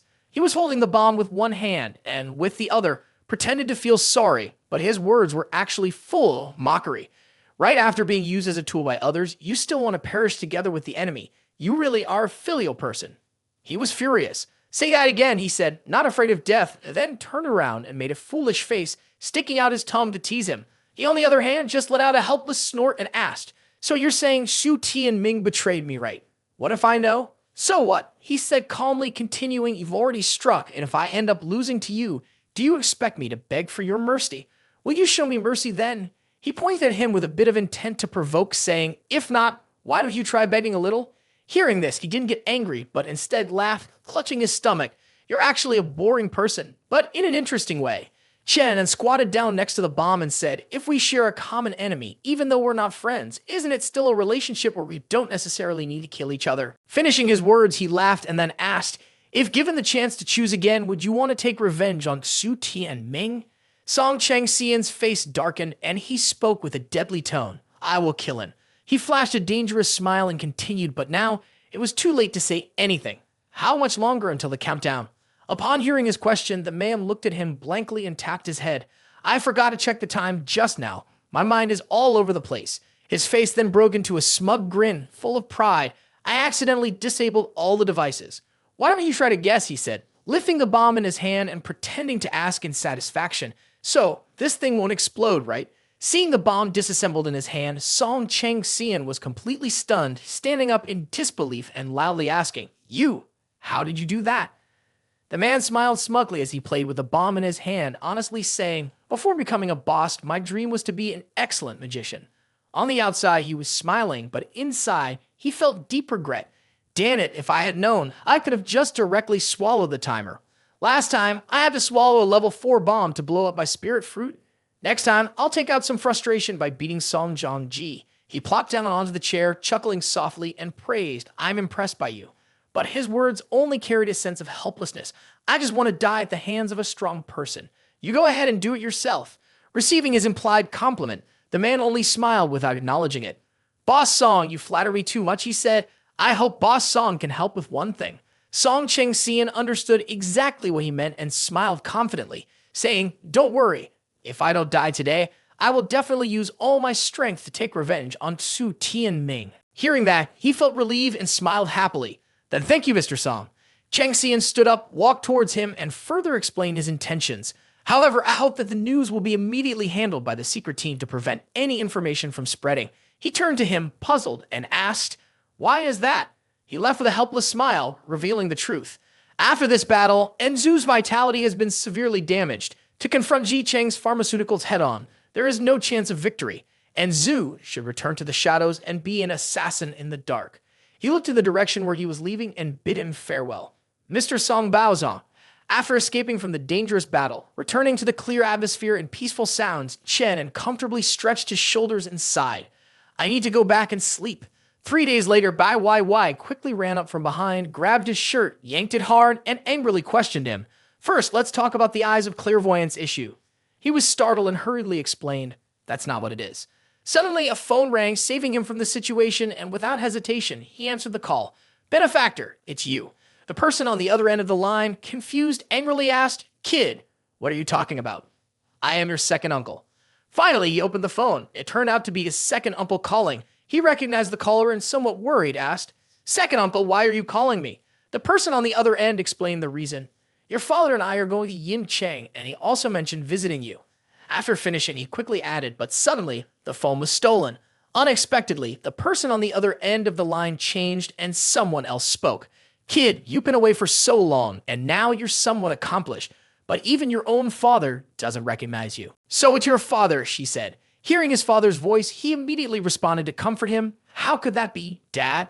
He felt a surge of emotion, a little overwhelmed. After carefully thinking it over, ever since he had awakened, he had been constantly troubled, not knowing how to explain things to his family. Now his family had come looking for him. His father announced the location and expressed his intention for him to join everyone. "We're almost at Yin Cheng Station. They're coming to pick us up." Suddenly, his father on the other end of the phone suddenly shouted loudly, "What are you all trying to do?" He hurriedly asked in response, but got no reply. "What's going on? Is something happening?" Everything had unfolded so unexpectedly, just after the fierce battle. Now this new crisis had left him confused. "Ha!" His hand holding the phone was trembling, not understanding what was happening. "What's going on?" Muin Shu approached from behind, hesitantly asking, "What's happening?" He held the phone, worried and uneasy, unable to believe what had just occurred. "It might be something happening to my family at the train station. I have to go check it out." Hearing this, she became worried and wanted to go with him. "I'll go with you." Suddenly, she received a phone call. After listening, her brow furrowed with concern. "I understand." After hanging up, she spoke to him helplessly. "Boss, I have to return to the company to handle a few matters, so I can't go with you." He understood that she had no other choice, so he placed his hand on her shoulder to comfort her. "Go ahead and take care of things." Bai Wei then spoke up, wanting to go with him. "Then I'll go with you." He quickly declined. "It's fine, why? Go report back to the military. I'll go on my own, it will be faster." After saying that, he jumped high into the sky and disappeared, leaving her behind in a cloud of dust and smoke. The scene shifted to the train station, where an angry voice rang out loudly. "That damn old man." The voice was filled with fury as it shouted. "First he accused me of stealing his phone, then he said I was messing around with his granddaughter. Does he want to die or something?" Father Chen An lay on the ground, hurriedly grabbing the leg of the man, fervently asserting, "My phone is ringing in your pocket. I saw you, Shi Wenjing." With those words, he yelled loudly, "You're a shameless scoundrel." The blonde thug with dark, sturdy skin became enraged when he heard this. He swore and spat, "You fall down. Damn it, are you tired of living? Dare to call me shameless? I'll show you what shameless really means." Father Chen An couldn't defend himself against the blows, only able to let out pained cries. Seeing his father being beaten continuously, second uncle stepped forward in a low voice, trying to mediate. "Brother, we won't take the phone anymore. Can you tell them to stop hitting?" The burly man with a large belly laughed wickedly at the suggestion. "It's not impossible, but you have to get your sister here to spend a few days with us." His lecherous gaze turned toward Wen Jing, causing her to panic and feel a wave of fear. Understanding his boss's intent, the thug grabbed her waist from behind, making her scream in shock. "What are you doing? Let go of me." Second uncle, seeing them touch his daughter, furiously rushed forward, extending both hands toward the boss, determined to fight him, shouting, "If you dare bully my daughter, I'll fight you to the death." With just a leg punch to the bald man, he was knocked down. All of them were just a bunch of unreasonable people. He was furious and found him troublesome, ordering his subordinates to continue beating the old man and throw him out of the way. "This old man, I'll deal with him myself." Hearing this, the golden-haired subordinate immediately obeyed the command, holding a trash can in his hand, seemingly intending to use it to attack Chen An's father, replying, "Yes, boss." When Chen An's father saw him approaching, he was terrified, but could only look on helplessly as the man slowly drew closer. Suddenly, the back of his collar was grabbed, and the man frantically asked, Who are you?" His face turned pale as he begged the man to let him go. "Let me go." Upon hearing his question, the man's face darkened. "Me?" he replied before threatening him coldly. "I'm here to take your worthless life." With that, the man slammed his head hard into the ground, instantly rendering him unable to fight back.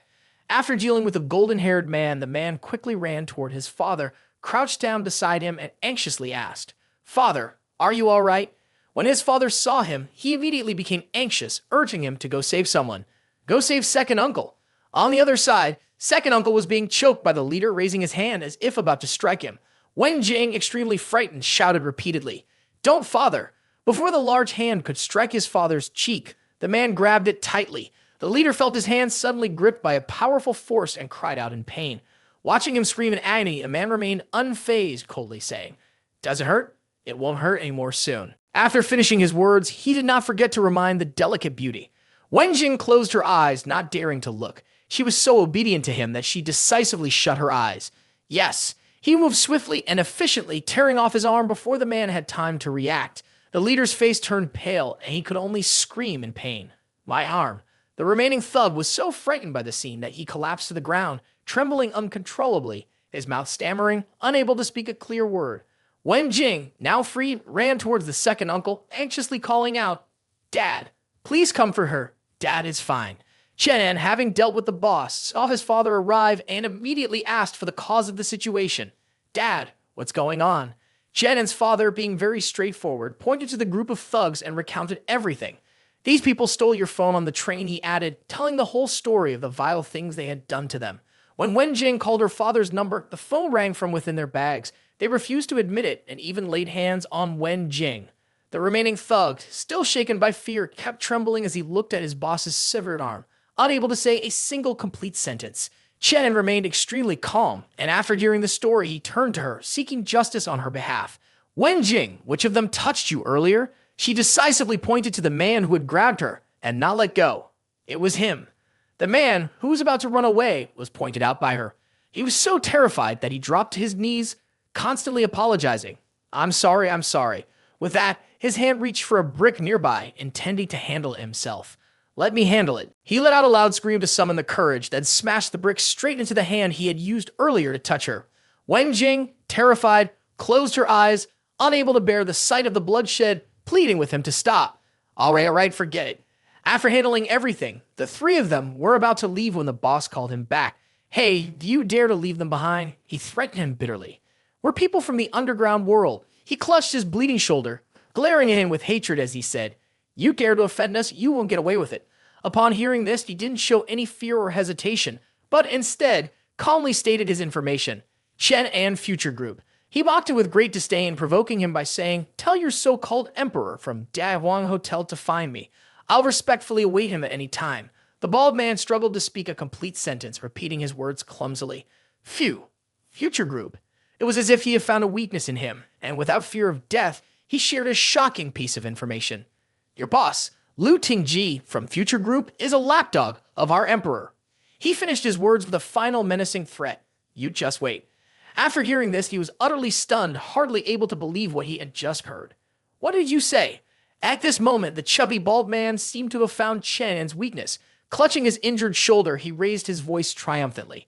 "Kid, do you still think you can scare me with the Future Group? Don't you know who your boss works for?" When he heard this name, it felt somewhat familiar to him, and he thought, Lu Tingji, he seems to be a small manager in some department, right? If it weren't for his unique name, he wouldn't have remembered him at all. He held his phone in his hand, intending to call the company, wondering when this person's name had become associated with the boss of the company. But how did he end up becoming the boss? He tried calling Muin Shu, but she did pick up. "Sorry, the person you're calling is unavailable." Unable to reach her, a bit of doubt crept into his mind. Lin Shu had never turned off her phone before. What was going on? He wondered if something had happened at the company which made him feel a bit anxious and eager to return. He needed to go back quickly to check on things. The bald man, seeing him silent for a moment, thought his threats had worked. "Are you scared?" He raised his hand and pointed at his face, smugly laughing.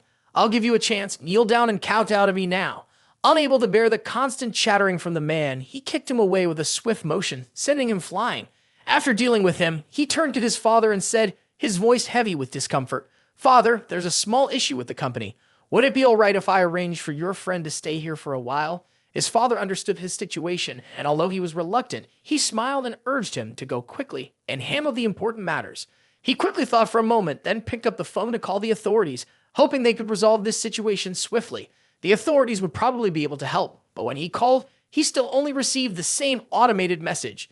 "Sorry, the person you're calling is unavailable." Twice in a row, there was no response from the other end of the line. At this point, he was really starting to feel confused. What on earth was going on? Second uncle and Wen Jing, standing behind him, called out to him. "Xiao, and how about we go find a hotel first?" He could only point at the group of ruffians he had just beaten senseless and explain, "Second uncle, I don't know what this trash is, but I need to find someone to arrange things for everyone first." Finally, he decided to call Su Wukai.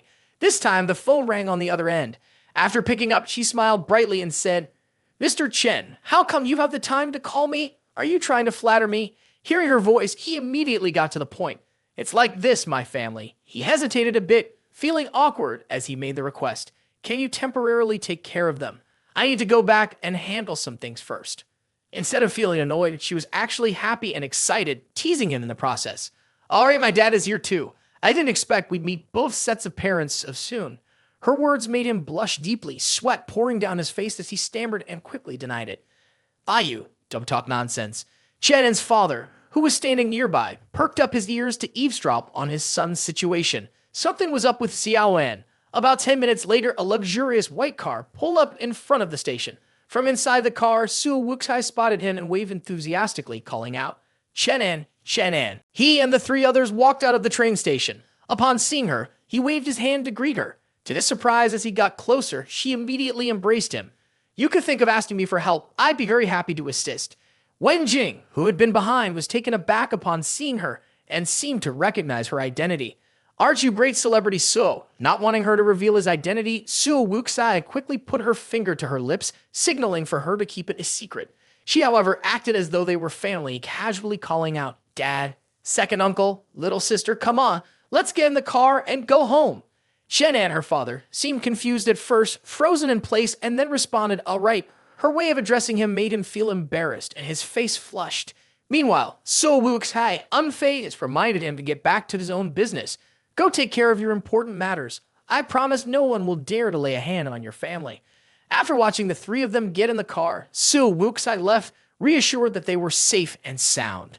Only then did he take out his phone and dial Wang Bao's number. On the other end of the line, as soon as the call connected, he immediately asked, "Bao, what's going on with Lin Shuo?" Before he could finish his sentence, Wang Bao's frantic voice cut him off.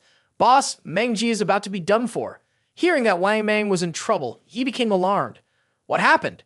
Wang Bao urged him to go to the hospital first, not explaining the situation further. "Boss, just head to the first hospital. The doctor said Mang Ji might not make it." After the call ended, he immediately jumped straight into the sky, using his own legs to propel himself towards the hospital. The scene shifted to the #1 hospital, where everything around seemed eerily quiet, with no one in sight walking around the hospital grounds. As soon as Wang Bao saw him, he exclaimed, "Boss, this is a bit of a surprise. I didn't think you'd get here so fast. How did you get here so quickly?" One could immediately tell that he had just been through a fight. Though his mouth and head were bleeding, he still worried about his brother. "I'm fine," he replied. "But Mang Ji, the energy on Chen An's hands is growing stronger by the minute," Wang Bao said, trying to comfort him as he spoke. "I won't let anything happen to Mang Ji." He quickly inquired in detail, wanting to understand what exactly had happened. "Give me a brief summary of what happened." Lin Shuo, in a state of urgency, recounted everything that had transpired. "When we got back to the hotel, I went across the street to grab something to eat because I was hungry, so Manager Mu went in first," he continued. "Then I saw a few men in black chasing after Mang Ji, who was already badly injured at the time. After that, I fought with them, managed to snatch Mang Ji back, and ran off first." He looked toward the operating room with worry and said, "The doctor said the situation is not good, and I'm not allowed into the operating room." He pinpointed the location of the operating room where Wang Mang was lying. Using his abilities, he looked inside and noticed that instead of treating him, the doctors were arguing about something. At this moment, he swung the door wide open from the outside, angrily shouting at them, "Damn it! Why aren't you saving the person instead of arguing?" The surgeon standing next to him was directly frightened by his outburst and exclaimed, "Hey, who are you?" In the end, he couldn't stop him from entering, so he could only grab the corner of his shirt and try to pull him back, saying, "You can't go in." The other surgeons were stunned by his appearance. One of them, wanting to stop him from approaching Wang Mang, spoke up and ordered him to leave. "Who allowed you to come in here? Get out now." He briefly introduced his identity and then directly threw a cold splash of water in their faces with one sentence, "I'm his boss, and you won't be able to treat this injury." Wang Mang, unconscious, was lying on the operating table with an oxygen mask on, his heart surrounded by a strange purple energy.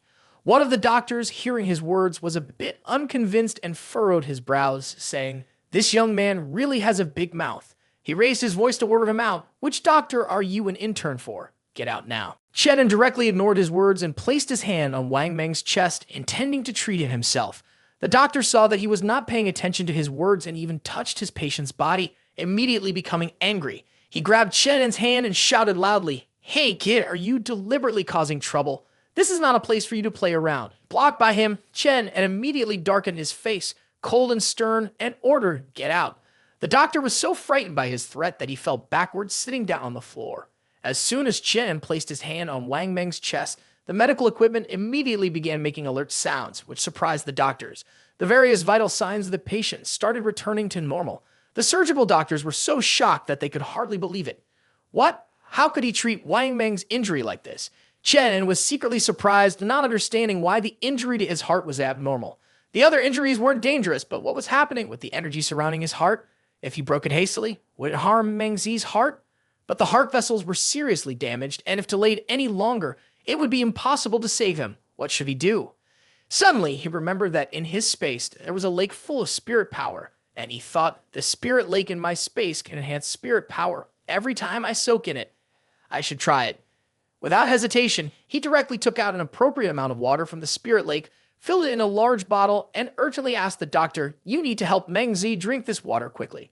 The doctor, suddenly pulled by his clothes, was a bit out of breath, but still agreed, saying, all right. He held a bottle of water from Spirit Lake in one hand and a syringe in the other, signaling to the doctors behind him. Hurry up and prepare for an intravenous drip. The doctor, who had been frightened by him earlier, was still foolish enough to stand up and criticize him. This is chaos.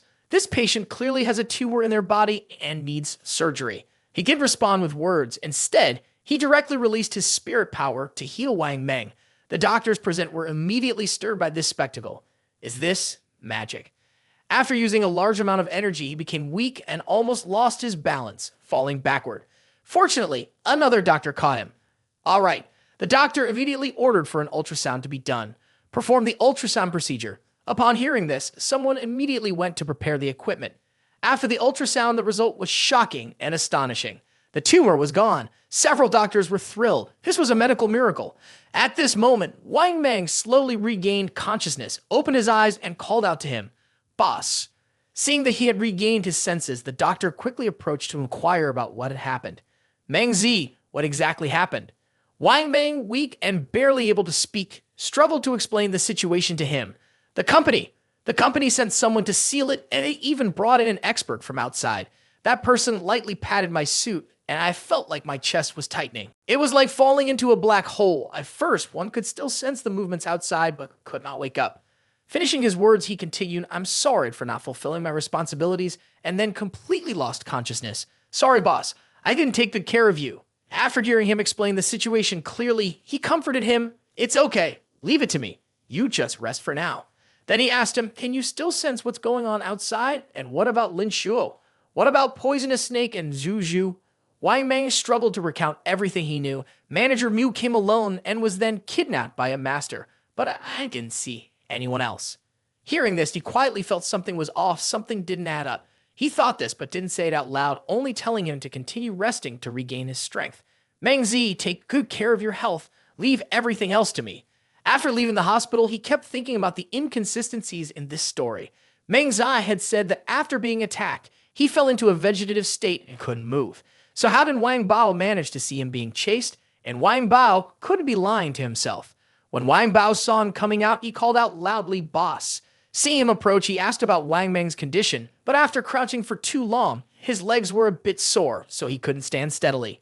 "Boss, how is Meng Ji?" He explained Wang Meng's situation to him to offer comfort. "Meng Zai is fine now." After finishing, he seriously asked him to clarify. "Wang Bao, please tell me in detail how you saved Meng Zi." Wang Bao directly recounted everything he had witnessed from beginning to end. "At that time, I heard the sounds of killing and saw many people chasing after someone. The person seemed to be injured, and his body looked as though it were on fire." After finishing his words, he seriously continued. "When I rushed over, I took down a few of the guards and then saw Meng Ji unconscious lying alone after the checkpoint." After hearing this, he silently drew a conclusion. "It seems someone helped us, so Meng Ji must have been saved by this person. But who could it be?" Too many details are still unclear, which left him lost in a chain of thoughts. Moreover, the person who attacked Meng Zi could have killed him instantly. So why did they spare his life? Or were they trying to threaten him or test his strength? Lin Shuo reached third-rank strength after the battle in the tunnel. So what kind of expert could possibly capture her? Among Yin Chang's opponents, only the pharmaceutical company Jiai Cheng has the strength to do so. He continued to ask Wang Bao about Zuzu and Poisonous Snake. What about Zuzu and Poisonous Snake? He honestly replied, "Miss Shu was on a phone call at that time. It seemed like something very important." After that, She took sister Zuzu shopping and to relax before returning to the hotel, while Poisonous Snake K was the one guarding Miss Shu outside. At this point, he directly drew a final conclusion. Lin Shu must have known something had happened in the corporation, so she went alone, fearing that others might be in danger. I hope Poisonous Snake can find Lin Shu's whereabouts. Saying that, he took out his phone and quietly decided to ask Old Song what had been happening with Jiacheng Pharmaceuticals recently. The person on the other end immediately picked up the phone. Mr. Chen, hearing the unusual tone in the old man's voice, he asked, "Old Song, something's wrong, isn't it?" The old man furrowed his brow, unsure how to tell him the situation. "I'm really sorry, Mr. Chen, but the Song family can no longer process the Jiacheng Pharmaceuticals. I truly apologize." Upon hearing this, he was immediately taken aback and asked, "What happened?" The old man sighed and began to explain everything. "This is something I can't tell just anyone, but since you're Mr. Chen, I have no choice but to tell you the truth." After a pause, he continued, "The head of the family has ordered that we can no longer be enemies with Jiacheng Pharmaceuticals, and we must even support the operations of Jiacheng Pharmaceuticals to the greatest extent possible." Surprised by this turn of events, he went straight to the point. "So, the Song family and Jiacheng Pharmaceuticals are now in the same boat. Does this mean we have another enemy?" Song Zhongji was silent for a moment before finally speaking up. The Song family initially decided to do business with Jiacheng Pharmaceuticals after learning that Enzu had colluded with them, but the night before last, an uninvited guest arrived. He hesitated for a moment. No one in the Song family could stop him, but he didn't harm anyone in the Song family. Instead, he went directly to meet the head of the family. After that, the head of the family gave the order, "Because of my relationship with Mr. Chen, I now have to sit idly by." After finishing his story, the old man advised him, "Mr. Chen, this person's strength may not be inferior to yours, so be careful." After that, the old man continued to explain, "But even if Song really goes to war with Mr. Chen, I will retire early and not participate anymore." He heard every word the old man said and understood his situation, so he simply thanked him. "Thank you, sir." Old Song. After ending the call with Song Zhongji, he quietly analyzed everything carefully. The person who attacked Meng Zai had used his hand to channel energy into his opponent's vital points, something he himself could not do.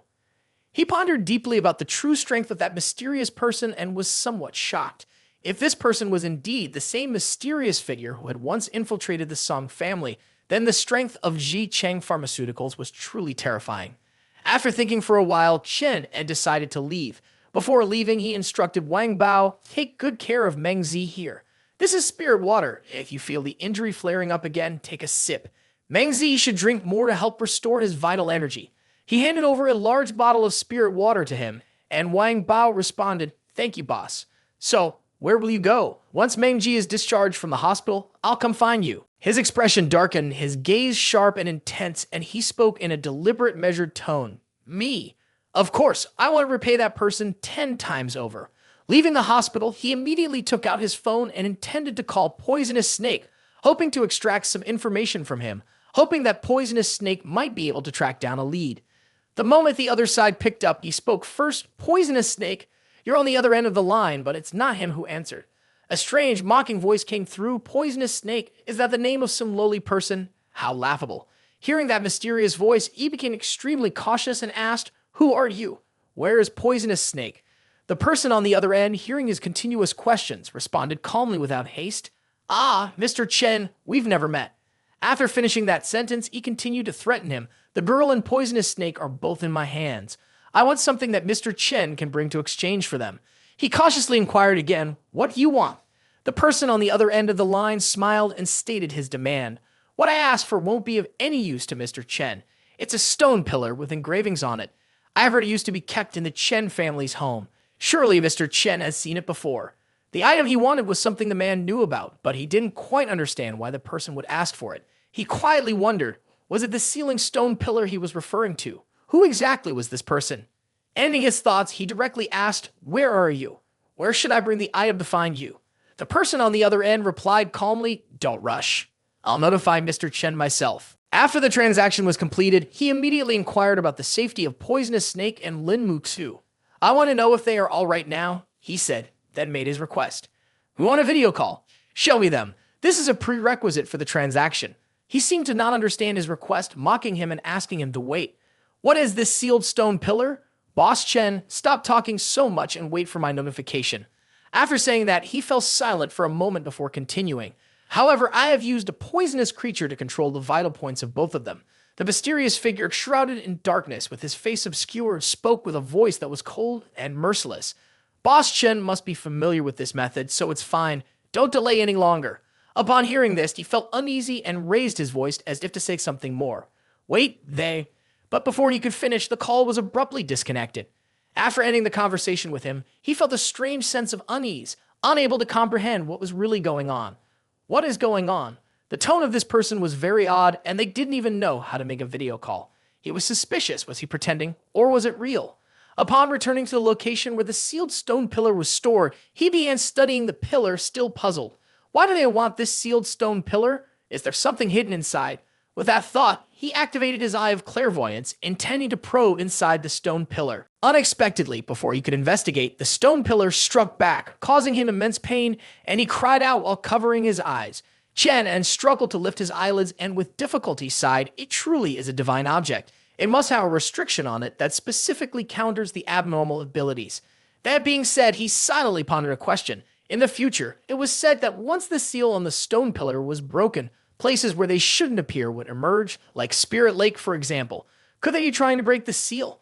The thought of this made him feel deeply confused, unsure of what this object actually was. What exactly was the stone pillar seal? He hadn't had contact with the future for quite a while. Had something happened? Chen An helplessly ruffled his hair. According to what the future had revealed, if the seal was broken, the world would definitely fall into chaos and might even pose a threat to all of humanity. But if he didn't hand it over, Lin Shuo and Poisonous Snake would certainly be out of luck. In this predicament with no clear way forward, the only thing he could do was punch the wall in frustration to calm himself down. Damn it! What am I supposed to do now? Suddenly, his phone buzzed with a notification. He had received a message from an anonymous source, unclear if it was related to Poisonous Snake or Lin Shu, urging him to hurry to the stone pavilion at the foot of Phoenix Mountain. Grabbing the only life-saving straw, he had no choice but to take a chance on this mysterious message. I have no other choice. I'll trust you just this once, he thought, and finally arrived at the stone pavilion at the foot of Phoenix Mountain. He directly called out, "Who's there?" A shadowy figure hiding behind a pillar was about to step out. "It's me, Mr. Chen, is it?" I didn't expect that the anonymous message sender was Su Yuan. Chen An was extremely surprised and asked him, "Why is it you, Su Yuan?" As soon as he finished speaking, he immediately assumed that Su Yuan was the mastermind behind everything. With a cold and gloomy expression, he swiftly approached like a death god, demanding retribution, asking, "Do you know the whereabouts of Nu Lin and Poisonous Snake? Could it be that it was you?" Seeing that Chen An misunderstood him, Su Yuan quickly explained, "Boss, please don't misunderstand. I know where they are because I've been secretly following them." At that moment, Chen An suddenly remembered something. Wang Bao had mentioned that the group was chasing after a man who was burned and injured. He then voiced his guess. "Were you the one who rescued Meng Zi and led the pursuers to him at the Emperor Hotel? And how did you end up here?" Su Yuan carefully explained everything that happened. "That day when we left, I originally intended to return to Anzu, but because of Lin Shu and Poisonous Snake's betrayal, they thought I was a traitor too and launched multiple manhunts, but I always managed to escape." He scratched his face, laughing outwardly but not genuinely, and continued, "Since then, I have completely lost all trust in Anzu." After saying that, he added, "Poisonous Snake once told me about your concern for him, Boss Chen, so I originally wanted to come to you and join forces, but I didn't have the courage to face you." He shared all his thoughts and the events that had transpired. "I wanted to go to the Emperor Hotel to discuss this with Lin Shuo, but there was an internal rebellion.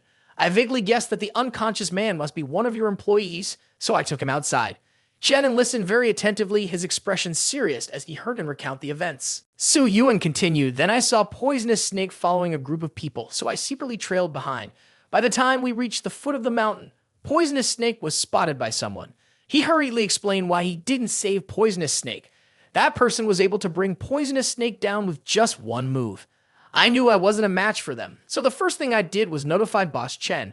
Listening to him sincerely recount the whole story, Boss Chen felt grateful. "Thank you, you saved Meng Zi. It's all thanks to you." Hearing this, Su Yuan took the opportunity to sincerely smile and say, "Boss Chen, may I accompany you?" Chen smiled lightly upon hearing this and agreed. "Once we've rescued Mu Lin and Poisonous Snake, we'll all have a drink together."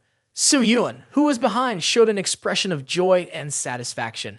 After saying this, he took on a warning tone and advised, but your killing intent is too strong, so if you're going to follow me, make sure not to indiscriminately kill innocent people. Su Yuan, upon hearing this, was not at all displeased. Instead, he happily agreed, understood Boss Chen. He looked up at the sky, observed the time, and made a plan. We will enter once it gets dark. When the sun had completely set, giving way to the moonrise, and darkness replaced the twilight, Chen An and Su Yuan appeared outside the enemy base, preparing for their stealthy entry. With Spirit Chili in his hand, Chen took out 2 arrows and directly shot them into the necks of the 2 guards, killing them before they had a chance to make a sound, aside from a few cries of pain. While activating Eye of Clairvoyance, he instructed Su Yuan, look for where the guards are posted. After walking a short distance, he suddenly lost control and collapsed. Chen, and not knowing what was happening, instinctively covered his eyes and staggered backwards. Fortunately, Su Yuan stepped forward from behind and caught him. He was frantic and anxiously asked, "Boss, what's wrong with you?" He was shocked, thinking to himself there must be some kind of restriction here, blocking the awakening of abilities, just like those stone pillars that seal things. Who exactly is this person? After regaining his composure, he replied, "It's nothing. I just need to rest for a moment."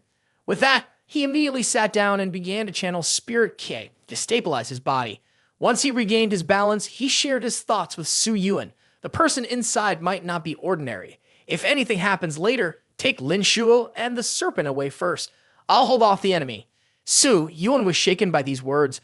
Boss you. He thought to himself, unable to believe it.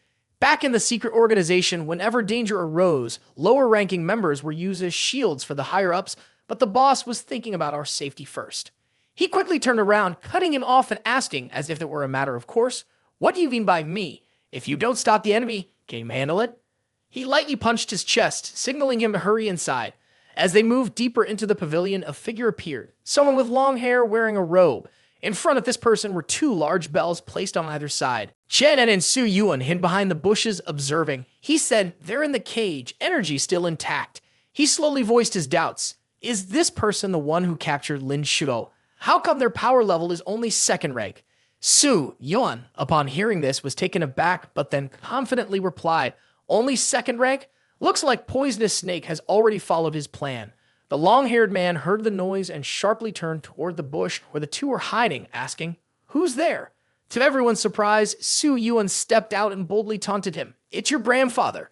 Angered by the provocation, the man immediately channeled spirit chi around himself, preparing to strike. "You arrogant brat, how dare you speak to me like that?" Su Yuan, unfazed, quickly summoned his spirit power and entered a ready combat stance. The key was that he knew how to fight fire with fire, and a proud smile appeared on his face.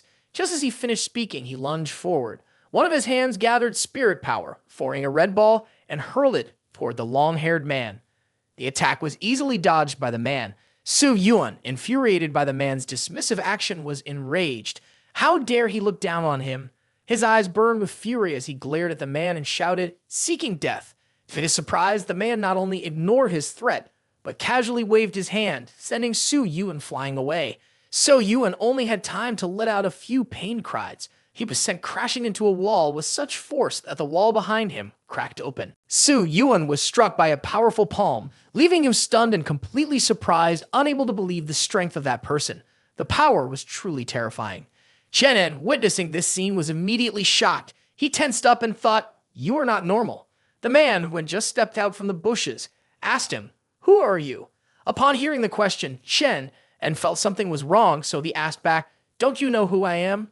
The man completely ignored his question and bluntly replied, "A dead man." With that, he gathered his spirit power between his 2 fingers and shot a technique directly at Chen An. He raised his fist, filled with powerful energy, intending to destroy the man's attack with a single punch. Surprisingly, this tactic actually worked. The 2 powerful lines of spirit power collided and exploded, creating an energy shockwave that pushed both of them back. The long-haired man, amused by the scene, smiled and said, "Interesting." Chen An was in awe, but still firmly believed that the true power of this person definitely did not exceed 3rd rank. He then speculated a possibility, that this power seemed like it didn't belong to him. What was going on? Could it be forbidden drugs? Before Chen An had time to rest, the man immediately charged toward him. Without hesitation, Chen An summoned his spiked mace from the space and swung it at him. The man suddenly asked, "Space ability." Chen An, holding the mace adorned with sharp spikes, didn't appear to be at a disadvantage and smiled, complimenting him, "You got some skill." The man, seemingly not too surprised by his ability, sneered and said, "Just because you have space abilities, do you think you can conquer the world?" Having said that, he also drew a long sword from his own space. Chen An was immediately startled by this scene, stunned and unable to process it fully. Do you also have spatial powers?" The man did not answer his question, instead directly launching his attack. This technique was a combination of both the person and the sword, so it was named Man-Sword Unity.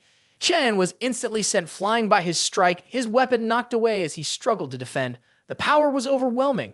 Without hesitation, he also drew a long purple sword from his own space to block the attack. The man was truly aiming to end his life. His expression and the force of the strike were merciless. The sword in Chen An's hand was immediately cracked by the impact. It was at this moment that Chen An noticed something strange. Something's wrong. The long-haired man floating in midair looked down at him with a calm expression as though watching a tiny insect. At this point, Chen An voiced his deduction. "You're not from this world." The long-haired man soared higher into the sky, surrounded by swirling fiery currents. He couldn't help but ask, puzzled, "Why would you say that?" Chen An shot him a glance, his patience wearing thin as he answered. "You awakened in this world. The strongest you could possibly be is only 3rd rank, yet your strength now surpasses even 3rd rank, middle realm, and you're not even using your forbidden powers. Judging by your reaction, I deduce." Before Chen An could finish his sentence, the long-haired man, in rage, rushed towards him, swinging his sword and shouting loudly, "You've learned too much already." The sudden blow from the long-haired man caught Chen An off guard, and he was struck head-on by the attack. Chen An, in pain, clutched his injured arm and staggered back a few steps, puzzled. "So the one who's been pressuring the Sum family is you?" he asked. At that moment, the man with brown hair landed on the ground, sheathing his sword with a nonchalant expression and admitting his guilt. "It was me. That mess is nothing worth mentioning. You've endured it too, haven't you? Looks like I'll have to get serious now." Upon hearing this, Chen An fell into deep thought, then retorted, "I don't understand. With your strength, why did your family end up as Su Tianming's lackeys?" The man with long hair sneered, dismissing the question. "Su Tianming? Who is he? He's just one of our servants." Suddenly, his eyes widened as if he had just realized something, and his face changed. He raised his voice, demanding an answer from Chen An. "Who are you really? How do you know about Su Tianming?" At that moment, Chen An, from a distance, picked up his sword without hesitation, challenging him. "You don't even know who I am, and yet you captured my people." Then he sneered, provoking the man further. "Could it be that Su Tianming has been using you? Now he's finally starting to realize who's standing before him." The man, still confused, asked, "You are Chen An?" As soon as he said that, he urgently inquired about the whereabouts of the ceiling pillar. "Where is the ceiling pillar?" Chen then laid out a condition. "I'm not your match, but I'll give you the ceiling pillar. I hope you'll keep your promise and release my people." After saying that, he couldn't help but ask, "But I want to know what you need the pillar for." The long-haired man approached him with a smug tone, replying, "I'll tell you, so you don't have to remain in the dark." He pressed his face close to Chen An's ear, showing a sinister expression as he said, "We are the true masters of this world, while you are merely outsiders." Upon hearing this, Chen An's expression changed, and he was secretly startled, wondering to himself, could it be that the object sealing the pillar is actually the primordial world? Chen An began to piece together the events in his mind, with fragments of memories flashing before his eyes. The process of restoring spirit began with an earthquake, and it was this earthquake that shattered the seal. This allowed the spirit chi from the primordial world to spill into this world, awakening everyone. If the people from the primordial world have the combat prowess of him, how could this world possibly resist their presence? And how many others from the primordial world have entered this world already? Thinking of this, Chen An spoke first, addressing the long-haired man. "How many of your people have entered this world?" Upon hearing Chen An's question, the long-haired man, without any hesitation, eagerly replied, "Although it's just me for now, once the seal is lifted, this world will once again belong to us." Finishing his words, he pressed the tip of his sword to Chen An's neck and proposed, "All right, hand over the stone pillar, and I'll let you go unharmed." Hearing this, Chen was unfazed. He swiftly knocked the sword away with his hand and mockingly replied, "Is it just you? Then I'm terrified of you, you chicken." Chen An's words successfully provoked the long-haired man. His face flushed red with anger as he gritted his teeth. "You." Chen An paid no attention to the man's reaction. He rubbed his neck and let out a cold, menacing smile, challenging, "Now that I know quite a bit, let's start round 2. With long hair, a face full of murderous intent, and a harsh voice, he snarled, "Then I'll watch you turn to ashes." He raised his hand, creating fiery arrows surrounded by rings of flame that flew toward Chen An to attack. but with just a casual wave of his hand, Chen An effortlessly shattered the long-haired man's attack. Seeing this, the long-haired man was stunned. He stood there, watching the thick dust cloud before him, exclaiming in surprise, "What?" Before the long-haired man could react, Chen An suddenly appeared right behind him, not knowing when exactly, and smugly asked, "Looking for me?"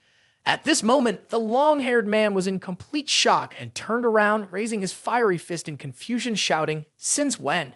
Chen An, completely unperturbed, wore a victorious expression as he blocked his opponent's punch with his bare hand, taunting is that all the power people from the primordial world have. You might as well be cremated now. The long-haired man suddenly felt an overwhelming fear and screamed out. But before he could say anything else, Chen An used the fire from the Wang Yuan mountain technique to create an intense heat, burning the long-haired man to a crisp. Su Yuan, witnessing this scene, couldn't help but gape in astonishment, stuttering, "Boss, you're too strong." In just a moment, the long-haired man had been burned alive, turning into ash. Chen An stood there, staring at the pile of dust, silently reflecting, "This person is so powerful. I doubt anyone in Yin Chang could match him. So are all the people from that world this terrifying? And what about the otherworldly demon beasts? If the seal is broken, what'll happen to this world?" Suddenly, two bells rang continuously. Hearing the noise, Chen An and Su Yuan hurriedly ran over. He shouted a command for Su Yuan to save the people. Su Yuan saved them. Su Yuan responded clearly. Chen An used his hands to perform several healing techniques to treat Lin Shu and Poisonous Snake, who had just been trapped inside the bell. After being treated by Chen An, Lin Shu slowly regained consciousness and opened his eyes. Seeing that the two had woken up, Chen An sat up beside them, leaning on his hand to reassure them. "It's okay now." Lin Shu, embarrassed, sat up and saw Chen An. He called out, "Boss." Poisonous Snake on the other side also slowly sat up, rubbed his head, and called out, "Boss." At that moment, Chen An suddenly spoke, "You two." But before he could finish his sentence, the phone rang. Chen An picked it up and answered, puzzled, "Zuzu?" From the phone, Zuzu's voice could be heard, constantly screaming for help. Chen An, brother, help me." Hearing this, Chen An and Lin Shu became immediately anxious. Chen An hurriedly asked, "Zuzu, where are you? What happened?" At Zuzu's side, she was curled up, frightened, her voice trembling as she responded, "I'm at the Emperor Hotel." At that moment, she was sitting by the door, trembling uncontrollably, her eyes filled with tears, pleading through the phone. She was shaken by the loud banging on the door, accompanied by mocking shouts. "Hurry up and open the door for the big shots. I've never slept with a celebrity before." Hearing this, she stammered over the phone. A few hours ago at Zuzu's house. Outside, Zuzu's pets were staring at something, looking completely mesmerized. Inside the room, Zuzu was enjoying her bath, humming as she sang. After finishing her bath, Zuzu wrapped herself in a towel and stepped out, only to be startled when she saw her pet sneaking around the door. She screamed, "You guys." Then she interrogated the pet, scolding them shamelessly. After that, she changed her clothes to prepare to go out. Before leaving, she instructed her pets, "I'm going to buy some clothes. You two stay home and watch the house, okay?" Upon hearing this, they all pretended to be sad and pitiful. Seeing this, she explained, "I can't take you with me. You'd scare people. When I come back, I'll sing for you, all right." Then Zuzu happily went outside. As she walked, she eagerly thought about how she had to buy some clothes to look beautiful in front of Chen and Bro. After a long shopping spree, Zuzu took a taxi to the Royal Hotel where her friend worked. She stepped out of the taxi, excited, thinking she had bought quite a lot, but first she needed to bring some cosmetics to give to manager Jiao Jiao. Zuzu confidently walked down the hotel's corridor when she suddenly heard shouting from one of the rooms. Curious, she followed the sound and the argument grew louder as she approached. "I don't want to, I'm not going anywhere. What are you doing?" "Don't touch me." Then came the voice of a man. "I've already shown you respect. Don't act ungrateful." Zuzu walked up, opened the door to the room where the sounds were coming from, and was shocked, screaming when she saw the scene before her. "What are you doing?" Before her stood a woman struggling as she was restrained by two men, crying for help. "Help me." The blonde man saw Zuzu walking in and immediately spoke up, threatening her. "Our hotel is deploying manpower as usual. Don't interfere in other people's business." Zuzu, with her sharp tone, pointed her finger at them and reasoned. "What kind of manpower treats a woman so harshly? If you don't let go, I will have Mr. Chen fire you." The man with black hair stepped closer to her. "Mr. Chen, are you referring to the former boss who went missing? The current boss of the corporation is Mr. Liu now." The other man, abused, added, "It seems like you're also an employee of the company. In that case, let's go together." Zuzu, surprised, asked, "What?" They changed the boss? It can't be. The manager, Mu, stood by. From behind, a man suddenly reached out and hugged her roughly, speaking crudely. The little beauty is so hot. How about we go have some fun together? Startled, she screamed. She struggled, adamantly refusing him. Zuzu stomped down hard on his foot, causing him pain and making him curse. Damn it. Seizing the opportunity, Zuzu threw the things she had just bought him. In her mind, she was calculating that she needed to find Mr. Mang and Miss Lin Shu for help. The three men, seeing this, whisper among themselves with malicious intent, "This chick is more attractive. Forget the other one. Grab her." Zuzu quickly ran away, but the three men showed no intention of letting her go, continuing to chase her. They said, "Don't run, you won't get away." She ran out into the hotel corridor and shouted loudly, "Miss Shu, Mr. Mang." At that moment, a woman in a green dress stood outside in the corridor with a group of bodyguards. Hearing Zuzu's call, she glanced over at her, then spoke. "Are you from Chen An?" Seeing her, Zuzu couldn't help but be surprised and asked, "Who are you?" In response, the woman gave a sinister smile and ordered the bodyguards around her to capture Zuzu. At this moment, Zuzu was cornered with the group dividing into two factions to form a pincer trap around her. On one side were the bodyguards, and on the other side were the three men from earlier. All of them wanted to capture her, and she was filled with fear, unsure what to do. What should I do? Suddenly, the door had opened and a girl stood behind it, softly calling out, "Sister Zuzu, over here." It was like a lifeline to Zuzu. Instinctively, she rushed into the room. Once inside, Zuzu quickly shut the door and carefully blocked it with a chair. Then she grabbed her phone and tearfully called Chen An for help. "Chen An, help me." Outside, the brute continued to bang on the door and dismantle it. "Hurry up and open the door, or the big shots enjoy themselves. I've never slept with a celebrity before." The woman in the green dress stood outside the door, angrily directing the bodyguards. "Cut the signal here, don't let her call anyone. As for you guys, go find a chainsaw, leave some people outside to guard, and don't let them escape through the door." Upon receiving the orders, the bodyguards responded resolutely, "Understood." At this moment, inside the room, Zuzu's phone suddenly lost signal, and she was horrified to realize they had cut off the connection. The girl beside her, seeing this, anxiously asked, "Sister Zuzu, will Mr. Chen come to save us?" Seeing the fear in the girl's eyes in front of her, Zuzu grabbed her hand and reassured her. "Chen An will definitely come to save us. We just have to hold on." Outside, the group of people were determined not to spare Zuzu. They used a chainsaw to violently break down the door. Seeing this, Zuzu quickly pushed a table towards the door with the girl beside her to block it. "Quick, use the table to block the door." The two girls pushed with all their strength, knowing that if they didn't do something, they would certainly meet their end at the hands of these people. After a while, the two girls took a break, exhausted. Zuzu, panting heavily, wiped the sweat off her forehead and encouraged the girl. "Just a few more minutes. Chen An will be here soon." A man's voice responded. "A few minutes? Is that enough? Are you planning to finish quickly?" Upon hearing the noise, Zuzu turned around and looked behind her. Two men, who she didn't know when had climbed up to the ceiling, arrogantly said, "I'm famous for my flexibility."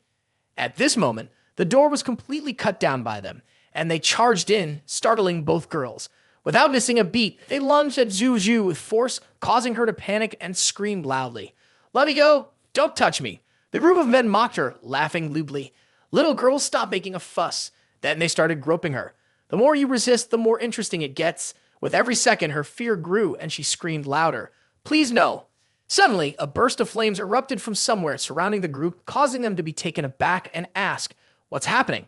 At that moment, Chen An rushed in from outside. Upon seeing Zuzu being harassed, his face darkened and his eyes burned with uncontrollable fury. They were horrified and screamed loudly, "Monster! Monster!" Zuzu, lying on the floor, was overjoyed to see Chen An's figure appear. "Chen bro, you're here." Chen An, furious beyond measure, rushed over, grabbed the man by the collar, and asked in a deep voice, "Do you want to die?" He stammered, I. He panicked, struggled for a moment, then shouted loudly, "Son of a bitch!" But Chen An didn't let him go so easily. He grabbed his head and delivered a fiery blow, burning him alive. The other man, seeing this, screamed in fear. Not long after, he met the same fate as the previous one. The bodyguards outside saw the flames rising from inside and dared not rush in. Chen An quickly ran to Zuzu, holding her and comforting her. "It's okay. No one will bully you anymore. I've killed them all," she sobbed. "I knew you would come. When I was in danger, I knew you would come." The woman standing outside was stunned to see his presence. "Mr. Chen, why did you come back like this?" She anxiously took out her phone and called for reinforcements. Call the experts to the second floor, otherwise we'll all be dead for sure. After putting a coat on Zuzu, he looked up and asked the girl what happened at the company these past few days. She was upset, tears welling up in her eyes as she recounted. Mr. Chen, while everyone was away, Mr. Liu and Vice President Liu brought a group of experts from outside to kill everyone in the group and then force us to serve as female attendants to entertain the guests. Zuzu immediately asked, "Then where is manager Jiao Jiao?" The girl hesitated and replied, "Sister was taken away." Chen An quickly spoke, "Take me to find Liu Jin. You two go outside. I'll go ahead and protect them from the people in front." The woman, along with a group of large thugs, each holding a weapon, blocked their way. She pointed and announced a reward. Kill them, with a reward for each person. Before she could finish speaking, she collapsed, shocking the others. They looked at him, noticing his hand was smoking, and curiously asked, "What's going on? Is that invisible sword chi?" Chen An exuded murderous intent, warning them, "If you leave now, you can survive." In the blink of an eye, they disappeared without a trace. Seeing this, he muttered, "Not one of them knows how to fight." The three of them walked down another corridor inside, where the sound of cursing came from a room. "You're a beast. Even if I become a ghost, I'll never let you go. I'll kill you myself." Inside, Jiao Jiao was sitting in a corner humming herself while the old man mocked her. "Become a ghost? Wait until I've had enough fun, and you can become a ghost." Zuzu entered and called out loudly, "Sister Jiao Jiao." Chen asked the girl, "Is this the deputy manager Liu or whatever his name is?" She pointed and said loudly, "That's him." The old man suddenly became panicked. "You guys, Mr. Chen, you're not dead." He stepped up to him and questioned, "Where are the other girls?" The old man, terrified, offered a deal. "Mr. Chen, spare my life and I'll tell you." He spoke contemptuously. "You want to discuss terms with me?" The old man, cunning as ever, raised his hand and sighed dramatically. "Anyway, the worst case scenario is losing my life. If Mr. Chen doesn't agree with me, then you wouldn't be heartbroken if the other girls buried with me, would you?" Chen immediately responded, "Fine, I won't kill you. Now speak." The old man quickly changed his attitude, smiling happily. "Mr. Chen, your word is law." He confessed that they were taken by Mr. Lu Tingji to Fortified camp, saying it was to host the Underground Emperor. You should think about that, the Underground Emperor. It seems like we definitely need to check out who this person is. Jiao Jiao, standing next to him, screamed in excitement, "I have to kill him." The old man, feeling self-assured, responded confidently, "Mr. Chen has promised not to kill me. What can you do?" Jiao Jiao was stunned. What? She trembled as she called out to him several times, "Mr. Chen." Immediately, he drew throwing knives and hurled them at the old man, causing him to scream in pain. "Chen An, you're not keeping your word. You said you wouldn't kill me." He tossed another dart casually, replying, "Kill you. I'm just cutting off your limbs." The old man trembled, stammering, You. Chen An handed the throwing knives to Jiao Jiao, giving her full control. "You can deal with him as you see fit." She emotionally thanked him. "Thank you, Mr. Chen." He stood on the higher floor, looking down deep in thought. Fortified camp, huh? Gazing at the bustling city at night, he came up with an idea. "Looks like I'll have to stir things up a bit." Chen An arrived at the lobby, standing outside, making a call, thinking to himself that it's good to know both the enemy and oneself. The government must have some information about this underground emperor. The phone made a sound, indicating that the person he was trying to reach had turned off their phone. He rubbed his chin and said seriously, "So he turned off his phone? Could it be that the government has another secret mission? Who else in the bank might know about Fortified camp? Ah, there is someone. Somewhere, a phone on a desk rang. Dong Wang on the other end of the line laughed happily before picking up the phone. "Mr. Chen, what a surprise. What brings you to call me today?" Chen An hesitated and awkwardly said, "Uncle Su, how can I dare to be your younger brother? That would make me and Mook Sai have some differences in rank. You can still call me Little Tham. I just want to ask you about someone." Dong Wang laughed loudly. "You're right, of course. You can't just call anyone by the wrong title. Who do you want information on?" On the other end of the line, Chen An spoke. "It's the Underground Emperor of Fortified camp. Do you know this person, Uncle Su?" Dong Wang was stunned and began to sweat. "Why do you want information on him?" He reminded Chen An, "This person is not simple." Chen An placed his hands on his hips, his expression not too serious. "It's nothing major. There's a kid here who has been misbehaving. It seems that recently they've been getting involved with him. I just want to know who this person really is." Dong Wang frowned seriously. "Here's the information you asked for. The person known as the Underground Emperor of Fortified camp, his real name is Gu Cheng Huang. He's been famous for a long time. Whether he's a street vendor or a beggar, as long as someone is in need, they can always ask him for a bowl of rice." According to what he knew, the man possessed an extraordinary level of influence. Later, he established a fortified camp that served as a safe haven for people from less privileged backgrounds.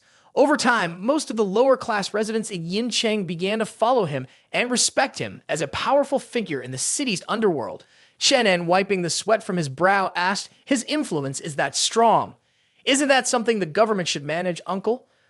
Dong Wang replied, "He has controlled that area for decades without any real opposition. The authorities seem to tolerate the fortified camp's existence." He then gave a serious warning. "You may not realize it, but there's a deeper issue between you and this person. My advice, don't provoke him. Trust me, you're not ready to face someone like that." Chen An nodded politely. "Thank you for the warning, Uncle Su." He glanced up at the sky, deep in thought. Based on what Uncle Su had said, this so-called underground figure might actually be someone with principles. But if that were true, why did he hear disturbing rumors about how women were being treated under his watch? He decided he needed to investigate the truth for himself. With that, Chen An hailed a taxi. Once inside, the driver said, "Sorry, sir, I'm about to switch ships, so I can only head toward the fortified camp. I hope that's okay. I won't be able to take you anywhere else." Chen An nodded. "That works. I'll go to the fortified camp." The driver smiled with relief. "Really? That's great to hear." As he drove off, the driver thought about how lucky he was today. Just a little more delay and things could have gone badly with the people in the camp. Chen An, overhearing this, looked puzzled. He had heard the man in charge maintain strict discipline. But was it really that serious? Getting in trouble just for being late. The driver sighed and began to recount some of the rumors that had been circulating recently about that person. Previously, when the Underground Emperor was here, there had been no issues. 6 months ago, it was rumored that the Underground Emperor had fallen ill, and the person in charge was replaced by the Underground Emperor's servant. The person was known as the One Righteous King Head Butler. However, after Xi Zhengwang took power, the people in the fortified camp became particularly brutal. "Don't say it was me who told you. I don't dare offend them." Chen An glanced at him, absorbing the information, and thought for a moment. "So that's how it is. Looks like someone else is causing trouble. Well, that makes things easier." The scene shifted to a dazzling modern city, the sky darkening as night fell. Chen An stepped out of the car. Just as the taxi drove off, the sound of cursing could be heard. "Go on, get out of here. If you don't have money, then stay far away." A blonde-haired woman, holding her child, stood close to the corner of a wall. "Isn't the fortified camp supposed to take in the people? I can sue and do housework. I just want to find a place for us to stay and something to eat. My son is about to starve to death." A red-headed man stood in front of her, threatening. "Damn it, everyone comes to eat and play. How could there be enough space for all of you?" He growled, "You want to come in? Fine, give me some money." The woman begged, tears in her eyes. "I really don't have any money. Please, I beg you." He scowled in annoyance, raising his hand to strike her. "If you had a bit of beauty, I might let it slide. But look at yourself." An elderly woman witnessing the scene from afar felt deeply sympathetic. "Girl, why don't you come to my place and take something? That little boy can't be allowed to starve." The red-haired man angrily turned around and shouted, "Is this old woman trying to start trouble with me? I said no entry, and that means no entry." The old woman glanced at him with disdain, sighing. She tossed the green bag she had just bought down near the girl. The girl reached out with an expression of gratitude. "Thank you, ma'am." Suddenly, someone's foot stepped on the bag. "This old woman speaks as if it's nothing, huh? Now that she's feeding this girl, won't everyone just come here and beg for food? Who can afford to feed all of them?" The man arrogantly shoved the old woman aside. "Are you trying to mess with my business? Then don't even think about living comfortably." Just then, Chen An appeared at the perfect moment, helping the old woman. "Be careful. I'll help you sit down. Please rest here for a moment." The red-haired man, lacking any intelligence, had no idea of who was who and how to behave. He arrogantly stepped forward and yelled, "Who the hell are you?" Before he could finish his sentence, Chen An struck him in one swift move. The red-haired man, not satisfied and furious, called for his underlings. "You dare hit me? Brothers, get him. Strip him down." Chen An exuded a terrifying aura. Let me see who dares. At the mere sight of his pressure, the others began trembling, their legs giving way. They collapsed to the ground. You wait here. I'll go call." Chen An appeared behind him before he could finish, his arm around his neck. "No need to call. I'll go with you to find your boss." The scene shifted to a crowded restaurant. Lu Tingji was there, his face crafty, arm around Xiao Ji's shoulders, asking Xiao Ji, "Why are there so few girls this time?" Xiao Ji clenched his hands and shrank into himself. Mr. Yan, I had to clean up a bunch of stupid girls, so they ended up bruised. I was too embarrassed to bring them to serve you all." But Jun Lin, despite his voice not being playful, had no idea what cherishing flowers and pitying jade meant. If they didn't obey, just give them some money, why beat them. He turned to squeeze the face of the girl sitting next to him and asked, "Is that right?" "Little beauty," the girl replied, trembling. "The Yan family is absolutely right."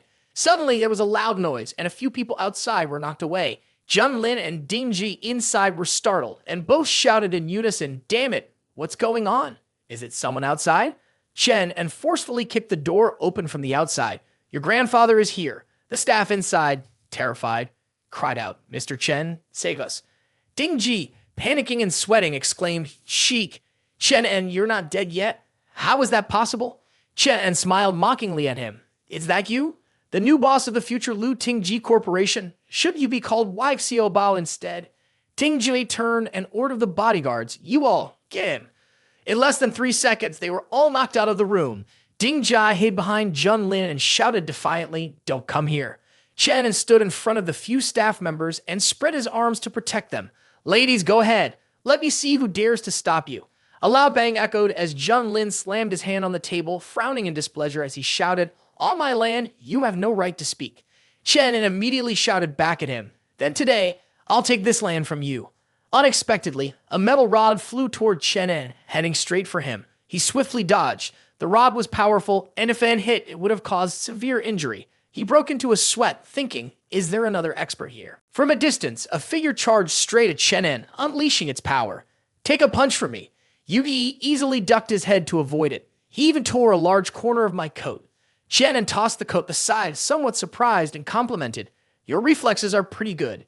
Yugi pointed behind him, warning, "You're lucky didn't hit him. Don't do it." Jun Lin laughed loudly, confidently, and arrogantly, saying, "Kill him for me." Yugi's expression darkened. He glanced back, glaring at him. "I don't kill people." Chen An smirked, thinking to himself, "This guy's pretty interesting." He responded confidently, "It's fine, you can't kill me. Just keep fighting." The metal rod was drawn out, and Yugi gripped it ready. 5 wolves, 8 trigram staff.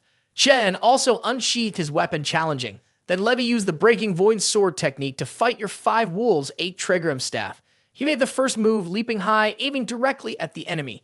Yugi wasn't slow either, standing his ground and grazing a metal rod to respond. He easily knocked away the sword in Chen An's hand, but it didn't phase him. Chen An swung his sword, the follow-up strike, slashing directly toward Yugi. He also effortlessly jumped to avoid it. Both of them landed simultaneously. Chen An swung his sword, giving a slight grin, but suddenly, he felt something was off. His face darkened and he froze in shock.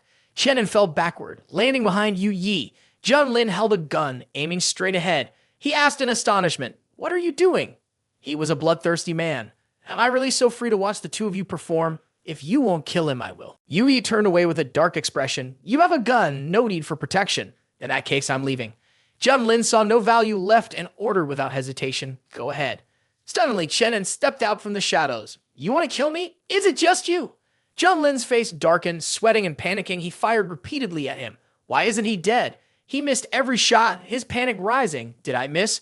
From behind, Chen appeared, preparing to launch an attack. Jun Lin turned around, stunned. "What's this?" Suddenly, someone was blocking his strike. Chen An widened his eyes in surprise. "Eternal Spring." Yugi stopped his hand. "I told you." He glared angrily. "Kill him." "Not so fast," Chen An said with amusement. He had heard of Eternal Spring for a long time, but now he was seeing it with his own eyes. It was said that Eternal Spring used softness to counter hardness, and it was indeed true to its reputation. Without using third-rank spirit power, he knew for sure that he wouldn't be a match for him. He paused, the barrels of 2 guns right in front of him. Jun Lin grinned smugly, not wasting a moment to fire. "I think your head's gotten a little too hard." Chen used his ability to intercept the trajectory of several bullets. Some of them flew towards Yu Yi, hitting him in the arm. Chen An sweat nervously, turning to Yu Yi, who was shaking beside him. "Are you okay?" He glanced at him, remaining calm. "I won't die." Seeing this, Jun Lin grew fearful, gritting his teeth and stepping back. "Damn it, I still couldn't kill him. What kind of monster is this?" A sound of something falling to the ground from outside was heard. Yu Yi's mother, worried and flustered, walked in. "Yu Yi, you're hurt." She called out in panic. "Yu Yi, please, calm down so I can feel at ease." "I'm fine, Mom." She glared at Chen An, who was still confused as to why he had been attacked. Yu Yi's mother cried out in anger. "I thought you were a good person. How could you harm my son?" Yu Yi sat next to her, raising his hand to stop her. "Mom, it's not him." She stopped, looking at her son. Then she approached Chen An with concern. Chen An stood behind them, silently watching. He opened a space and took out a bottle of medicine. Drink this, it will help with your wounds. Then he quickly added, the hospital should handle it. Yugi refused, not taking it, saying he didn't need it and couldn't take it. His mother also refused, not daring to accept. Thank you, but we can't take it. Chen An frowned in discomfort and glanced at Jun Lin. Are you scared of him? Don't worry, I can kill him right now. Yugi's face darkened and he became agitated. You can't kill him. He was hit hard in the neck. Chen An acted decisively and his mother cried out in worry. Yugi. He bent down and comforted her. Aunt, don't worry. I just knocked him out for a moment. Otherwise, if he got caught in the middle, it would have been much worse for him. Chen An turned to Jun Lin, ready to settle the score, both principal and interest.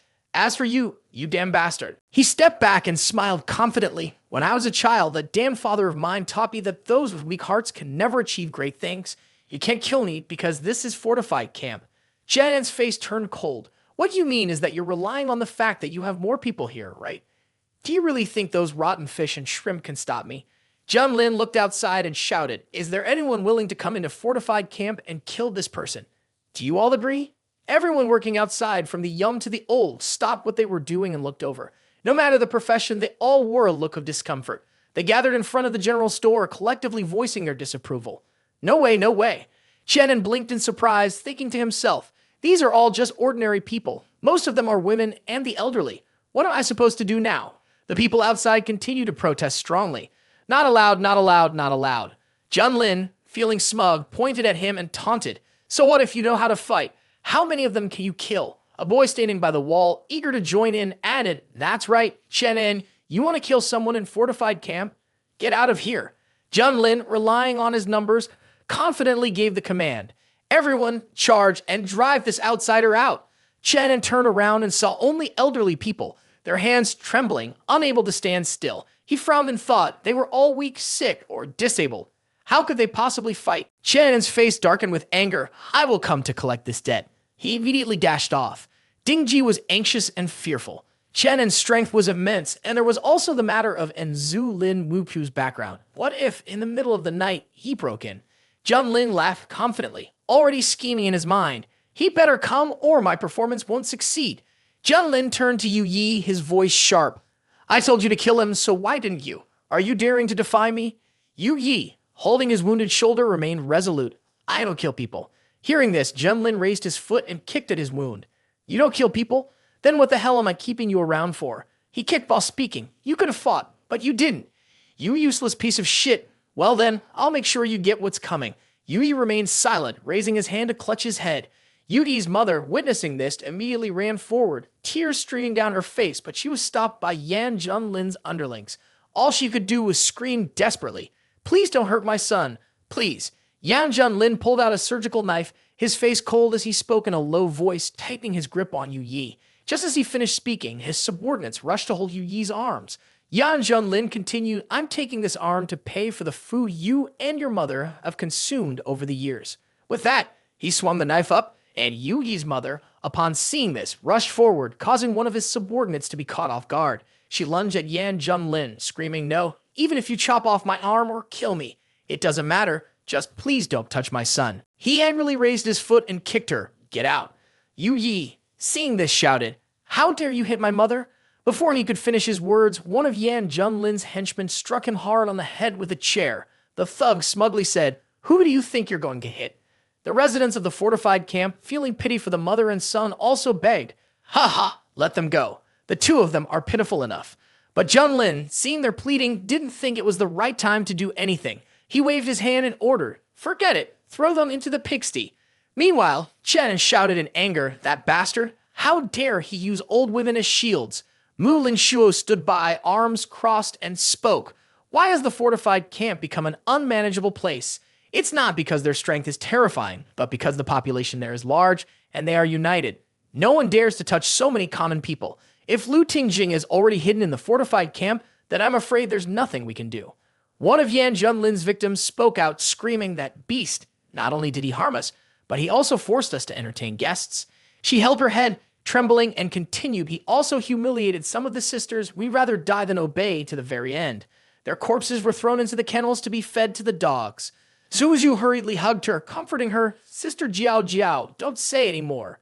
Chen An spoke up, Jiao, don't worry. I will definitely bring justice for everyone. Muin Shu continued her analysis. Although the former emperor Guang Huang was an overbearing figure, he was also considered a chivalrous and righteous man. Therefore, the fortified camp had never done anything unjust before. The enemy forces essentially wanted to conquer them. Given Guang Huang's character, he would never tolerate trash like Lu Tingji. Lu Tingji's shield of protection is the one righteous king. Once he's removed, we can capture Lu Tingji, so the core of the issue still lies with Guang Huang. We must make Guang Huang understand just how ruthless Jun Lin is. After listening, Chen An immediately said, Lin Shu, come with me to the fortified camp to meet Guang Huang. The two of them made their way to the fortified camp. Muin Shu used an illusion technique to conceal them, holding Chen An's hand as she led him along. As they walked, she sighed, I can't believe there's no protection here at all. Chen An, still fuming with anger, continued to scold. How dare they use ordinary people as cannon fodder? He truly has no shame. The scene then shifted to a woman with brown blonde hair standing in the kitchen, sighing, the Yugi family is truly pitiful. How can a pigsty be a place for people to live? And with all those injuries on them, if they get infected, how could they possibly survive? The man standing next to her immediately intervened, whispering, who would dare disobey Si Shangwai now? She was not about to back down, turning around to scold. But that doesn't mean they can treat human lives as a joke. I'm going to bring them some food. If you're scared, don't follow me. Chen An overheard their conversation and quickly said to Lin Shu beside him, let's follow them. This Yu Yi guy isn't bad. He's actually someone with some real strength. It wasn't long before she arrived at the pigsty. Yu Yi's mother saw her and quickly called out to her.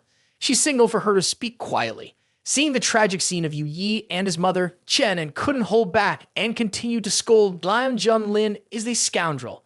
The woman with brownish blonde hair handed Yu Yi's mother a basket of steamed buns.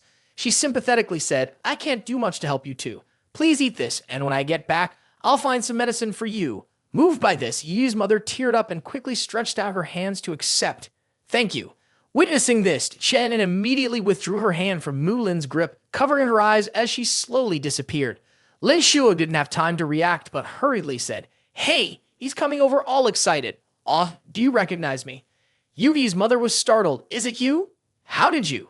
She quickly clasped her hands together in a pleading gesture, tears streaming down her face. Can you save my son?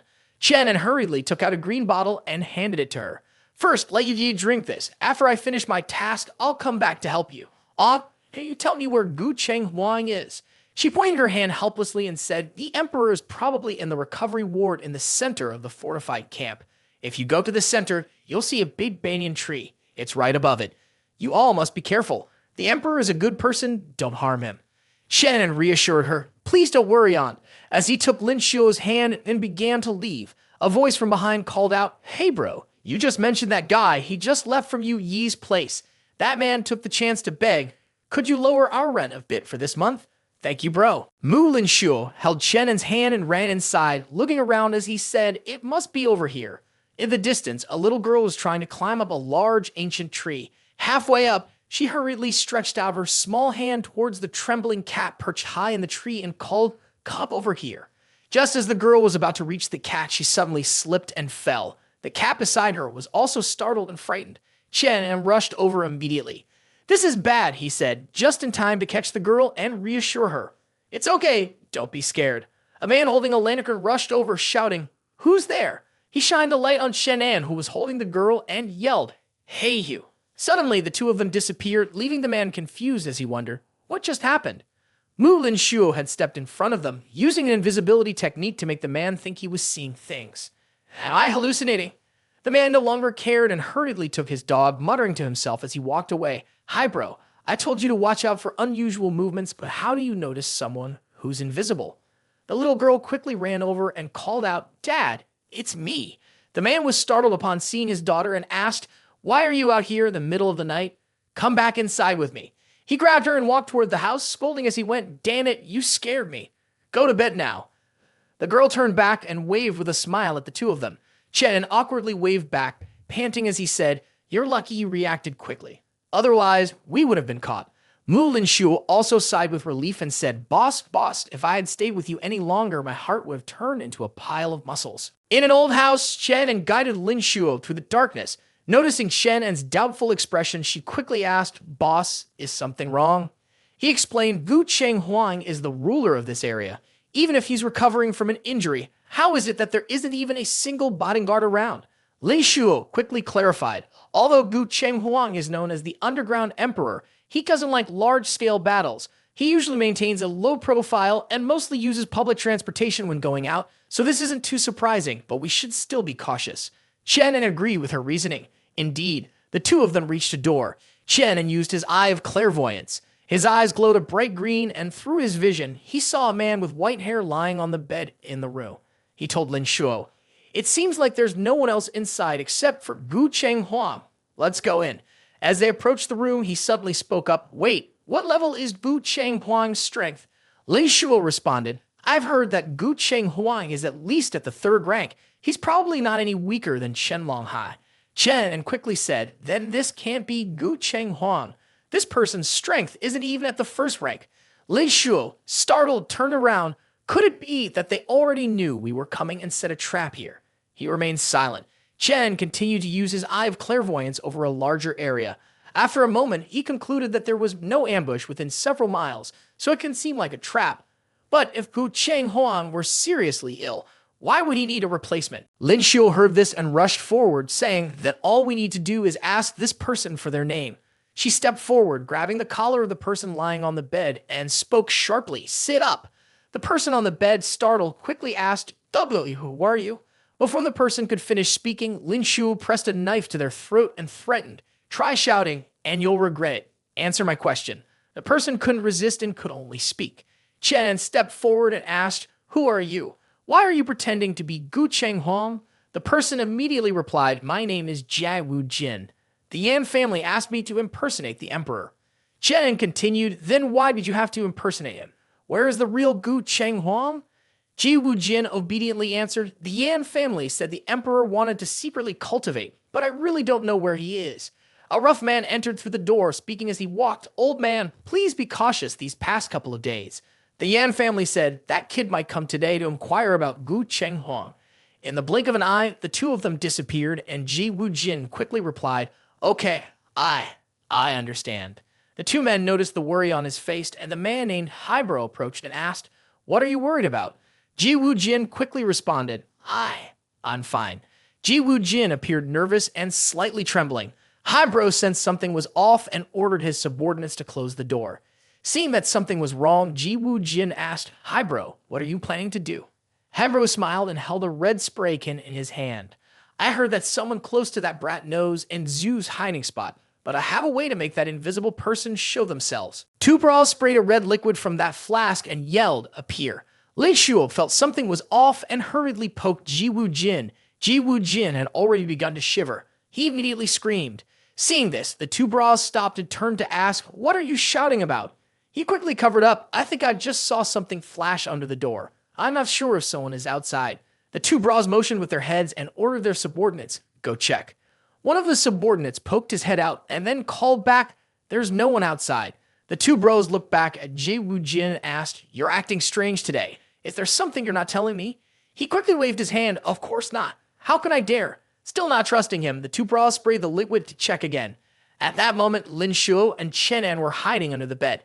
Seeing nothing, the two bras said, "Looks like they're not here. Let's go." Before leaving, one of the bras turned and ordered, "Turn off the old man, and if anything happens, call me as soon as possible." Ji Wu Jin trembled and replied, I understand." Meanwhile, under the bed, Lin Shu awkwardly said, "Boss, you're touching me." Chen An, lying on her chest, blushed and quickly sat up, hastily explaining, "What? No, I didn't."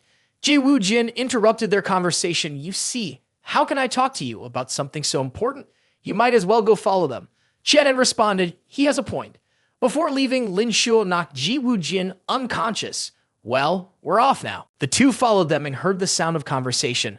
The two bros asked the younger brother, "Young Lady Gu Kan, has there been any commotion recently?" The younger brother replied, "No." The two bras continued, "Miss Gu still goes to church during the day, and at night she heads to the nightclub. She probably doesn't know that Emperor Gu Huang is actually under house arrest." Hearing the words house arrest, the two bras angrily shouted at the younger brother, "Shut up! That's not something you can talk about casually. We're out here. Watch your mouth." The younger brother, frightened, quickly responded, "Yes, sir." The two bras continued walking while muttering, "I wonder what the Yan family is still plotting with Gu Huang, locking him in the boxing gym, making it so none of us can go boxing. My hands are itching. Let's go. We should check on young lady Gu Kan first." Lin Shuo, upon hearing their conversation, analyzed Bu Chan is the only daughter of Emperor Hu Huang, but there's very little information about her, only that she's very rebellious. While the two bras were walking, they encountered a group of thugs. They said, "Don't get cocky. The Emperor is seriously ill. Who would still mess with you?" Another thug added, "That's right. Don't make trouble."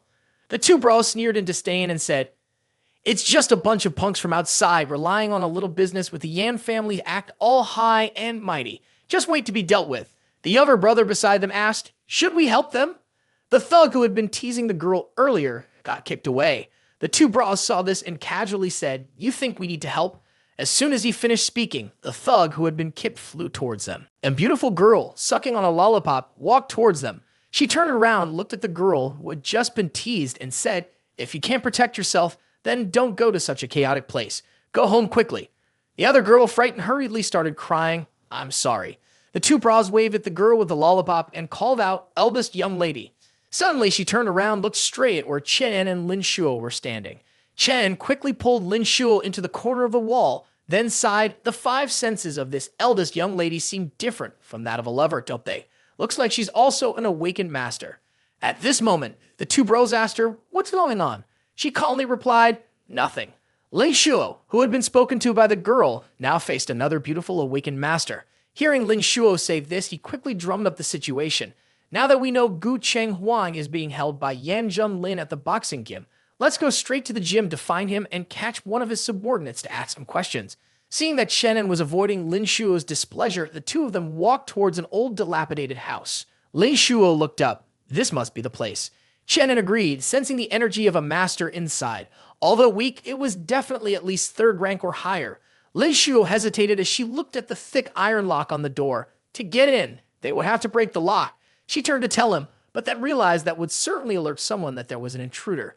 Before she could finish speaking, Chen had already half climbed into the window. He calmly responded, "I had already anticipated this." Lin Shuo climbed in, then turned around to tease Chen An. The boss is simply a genius flower picker thief.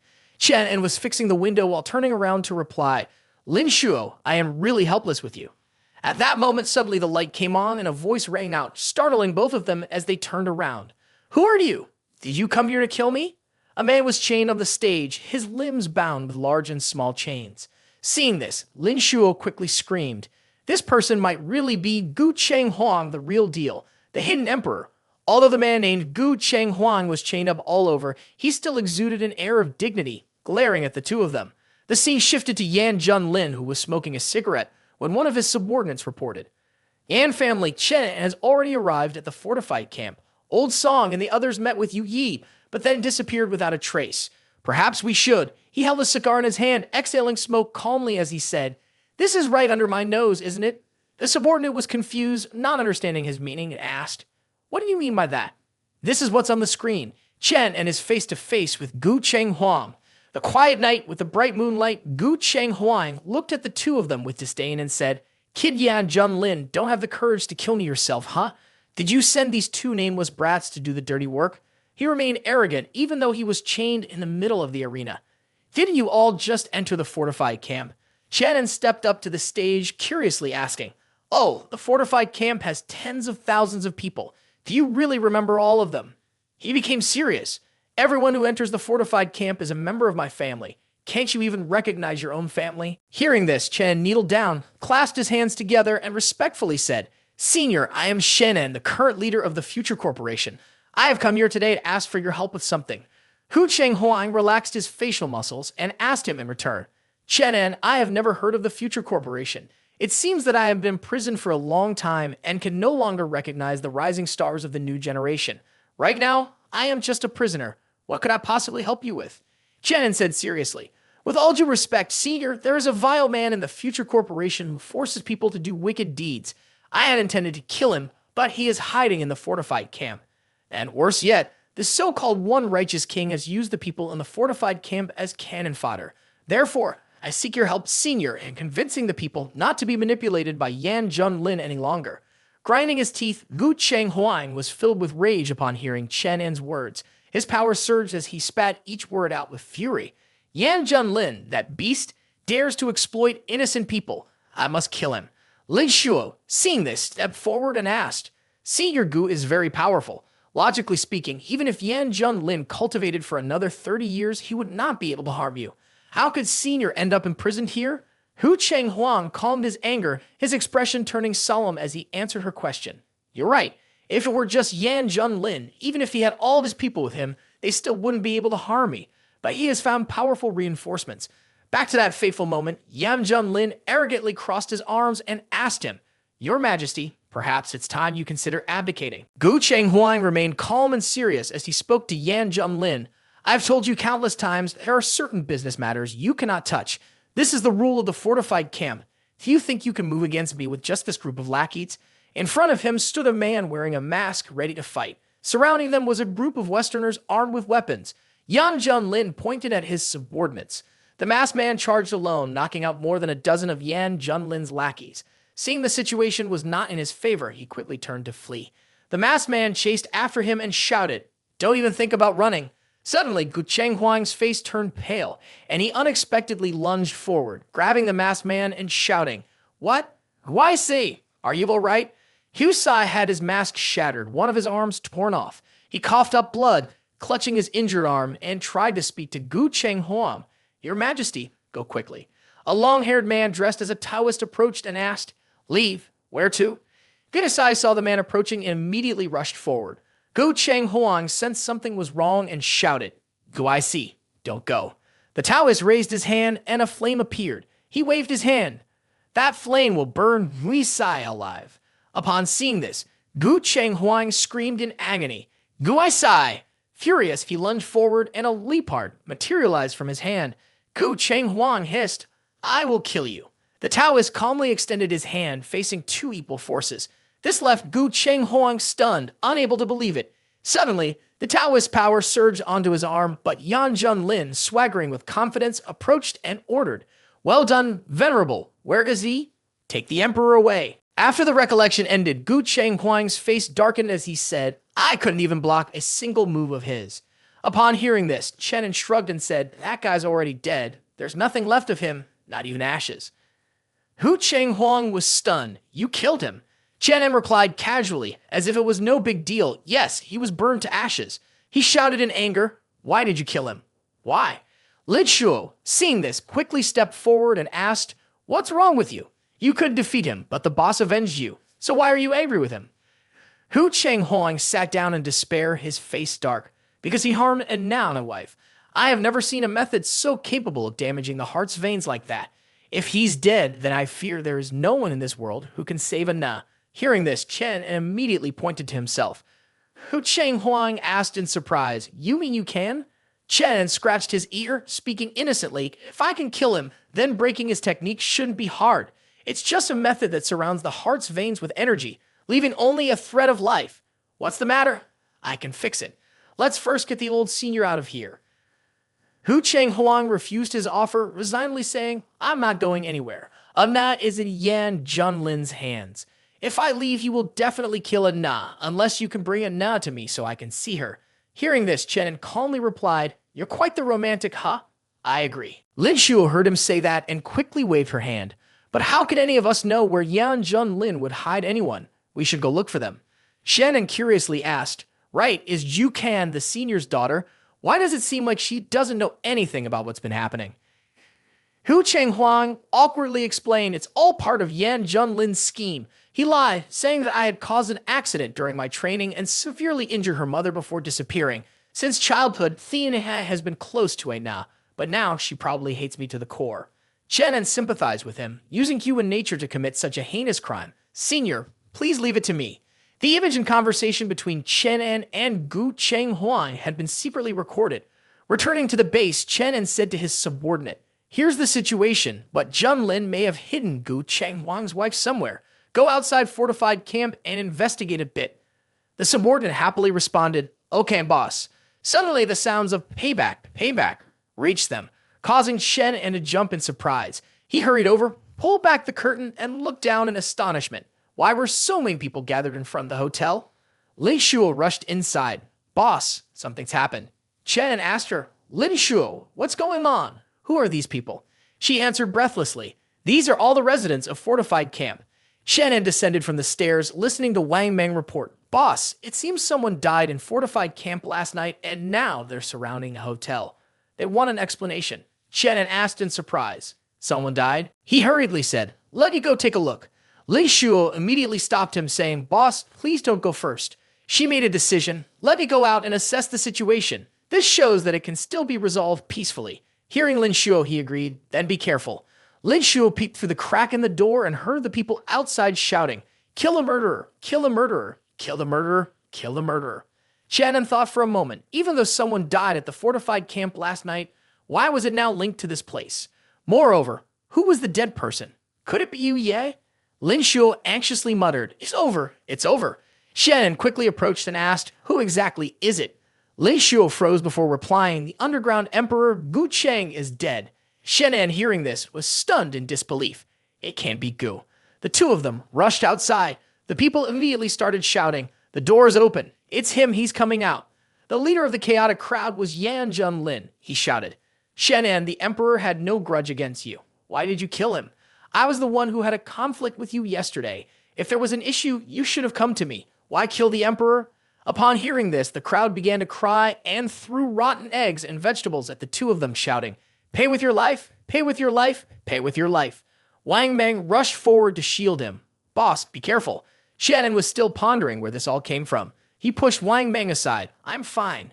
He then turned to question, but Jun Lin, on what basis do you accuse me of killing Du Senior? But Jun Lin was not at a disadvantage. He countered, asking, did you sneak into the Fortified Camp last night and meet the emperor? Chen An was speechless, unsure of what to say. Jun Lin rushed forward and demanded, dare to answer? You think no one knew you secretly entered the Fortified Camp, hiding in the shadows? As he spoke, he pressed a button on the computer his subordinate was holding, showing a display of righteousness. But the heavens are vast and unmeasurable. Let everyone see for themselves. On the screen was a doctored video, showing a daring you killer. The two of you coming here had never been seen before, newly arrived at the Fortified Camp. Chen An was taken aback. What? But Jun Lin stepped closer, whispering into his ear, didn't expect this, did you? You really are an outstanding supporting actor, perfectly playing along with me in this great show. With that, he turned to the crowd and yelled, the emperor, while practicing, accidentally harmed his wife. Fearing that he might harm others again, he asked me to lock in the boxing gym. You, a wicked and treacherous person, took advantage of the emperor's restricted movements to assassinate him. You are worse than a dog or a pig. Chen An, enraged, shouted, You dare frame me.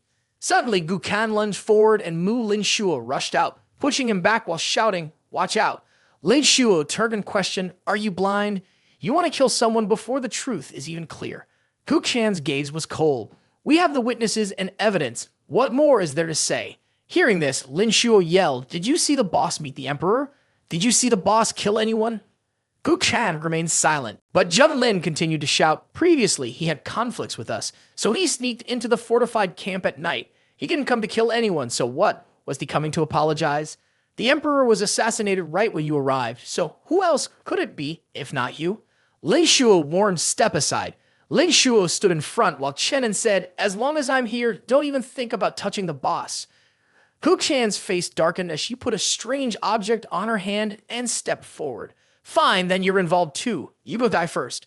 Gu Chan charged forward quickly, swinging her hand. Lin Shuo swiftly dodged. Lin Shuo used the invisibility technique to sneak up from behind, thinking it's just like this, but I didn't expect Gu Chan to dodge so easily. Lin Shuo was stunned. What? How did she know where I was? Gu Chan sneered and explained. What does it matter if you're invisible? Without relying on vision, my speed is even faster. Lin Shuo continued to charge forward, shouting nonsense. Gu Chan lunged at her and delivered a powerful punch to Lin Shuo's stomach. Chen An hurriedly stepped forward to support her and asked, Lin Shuo, are you okay?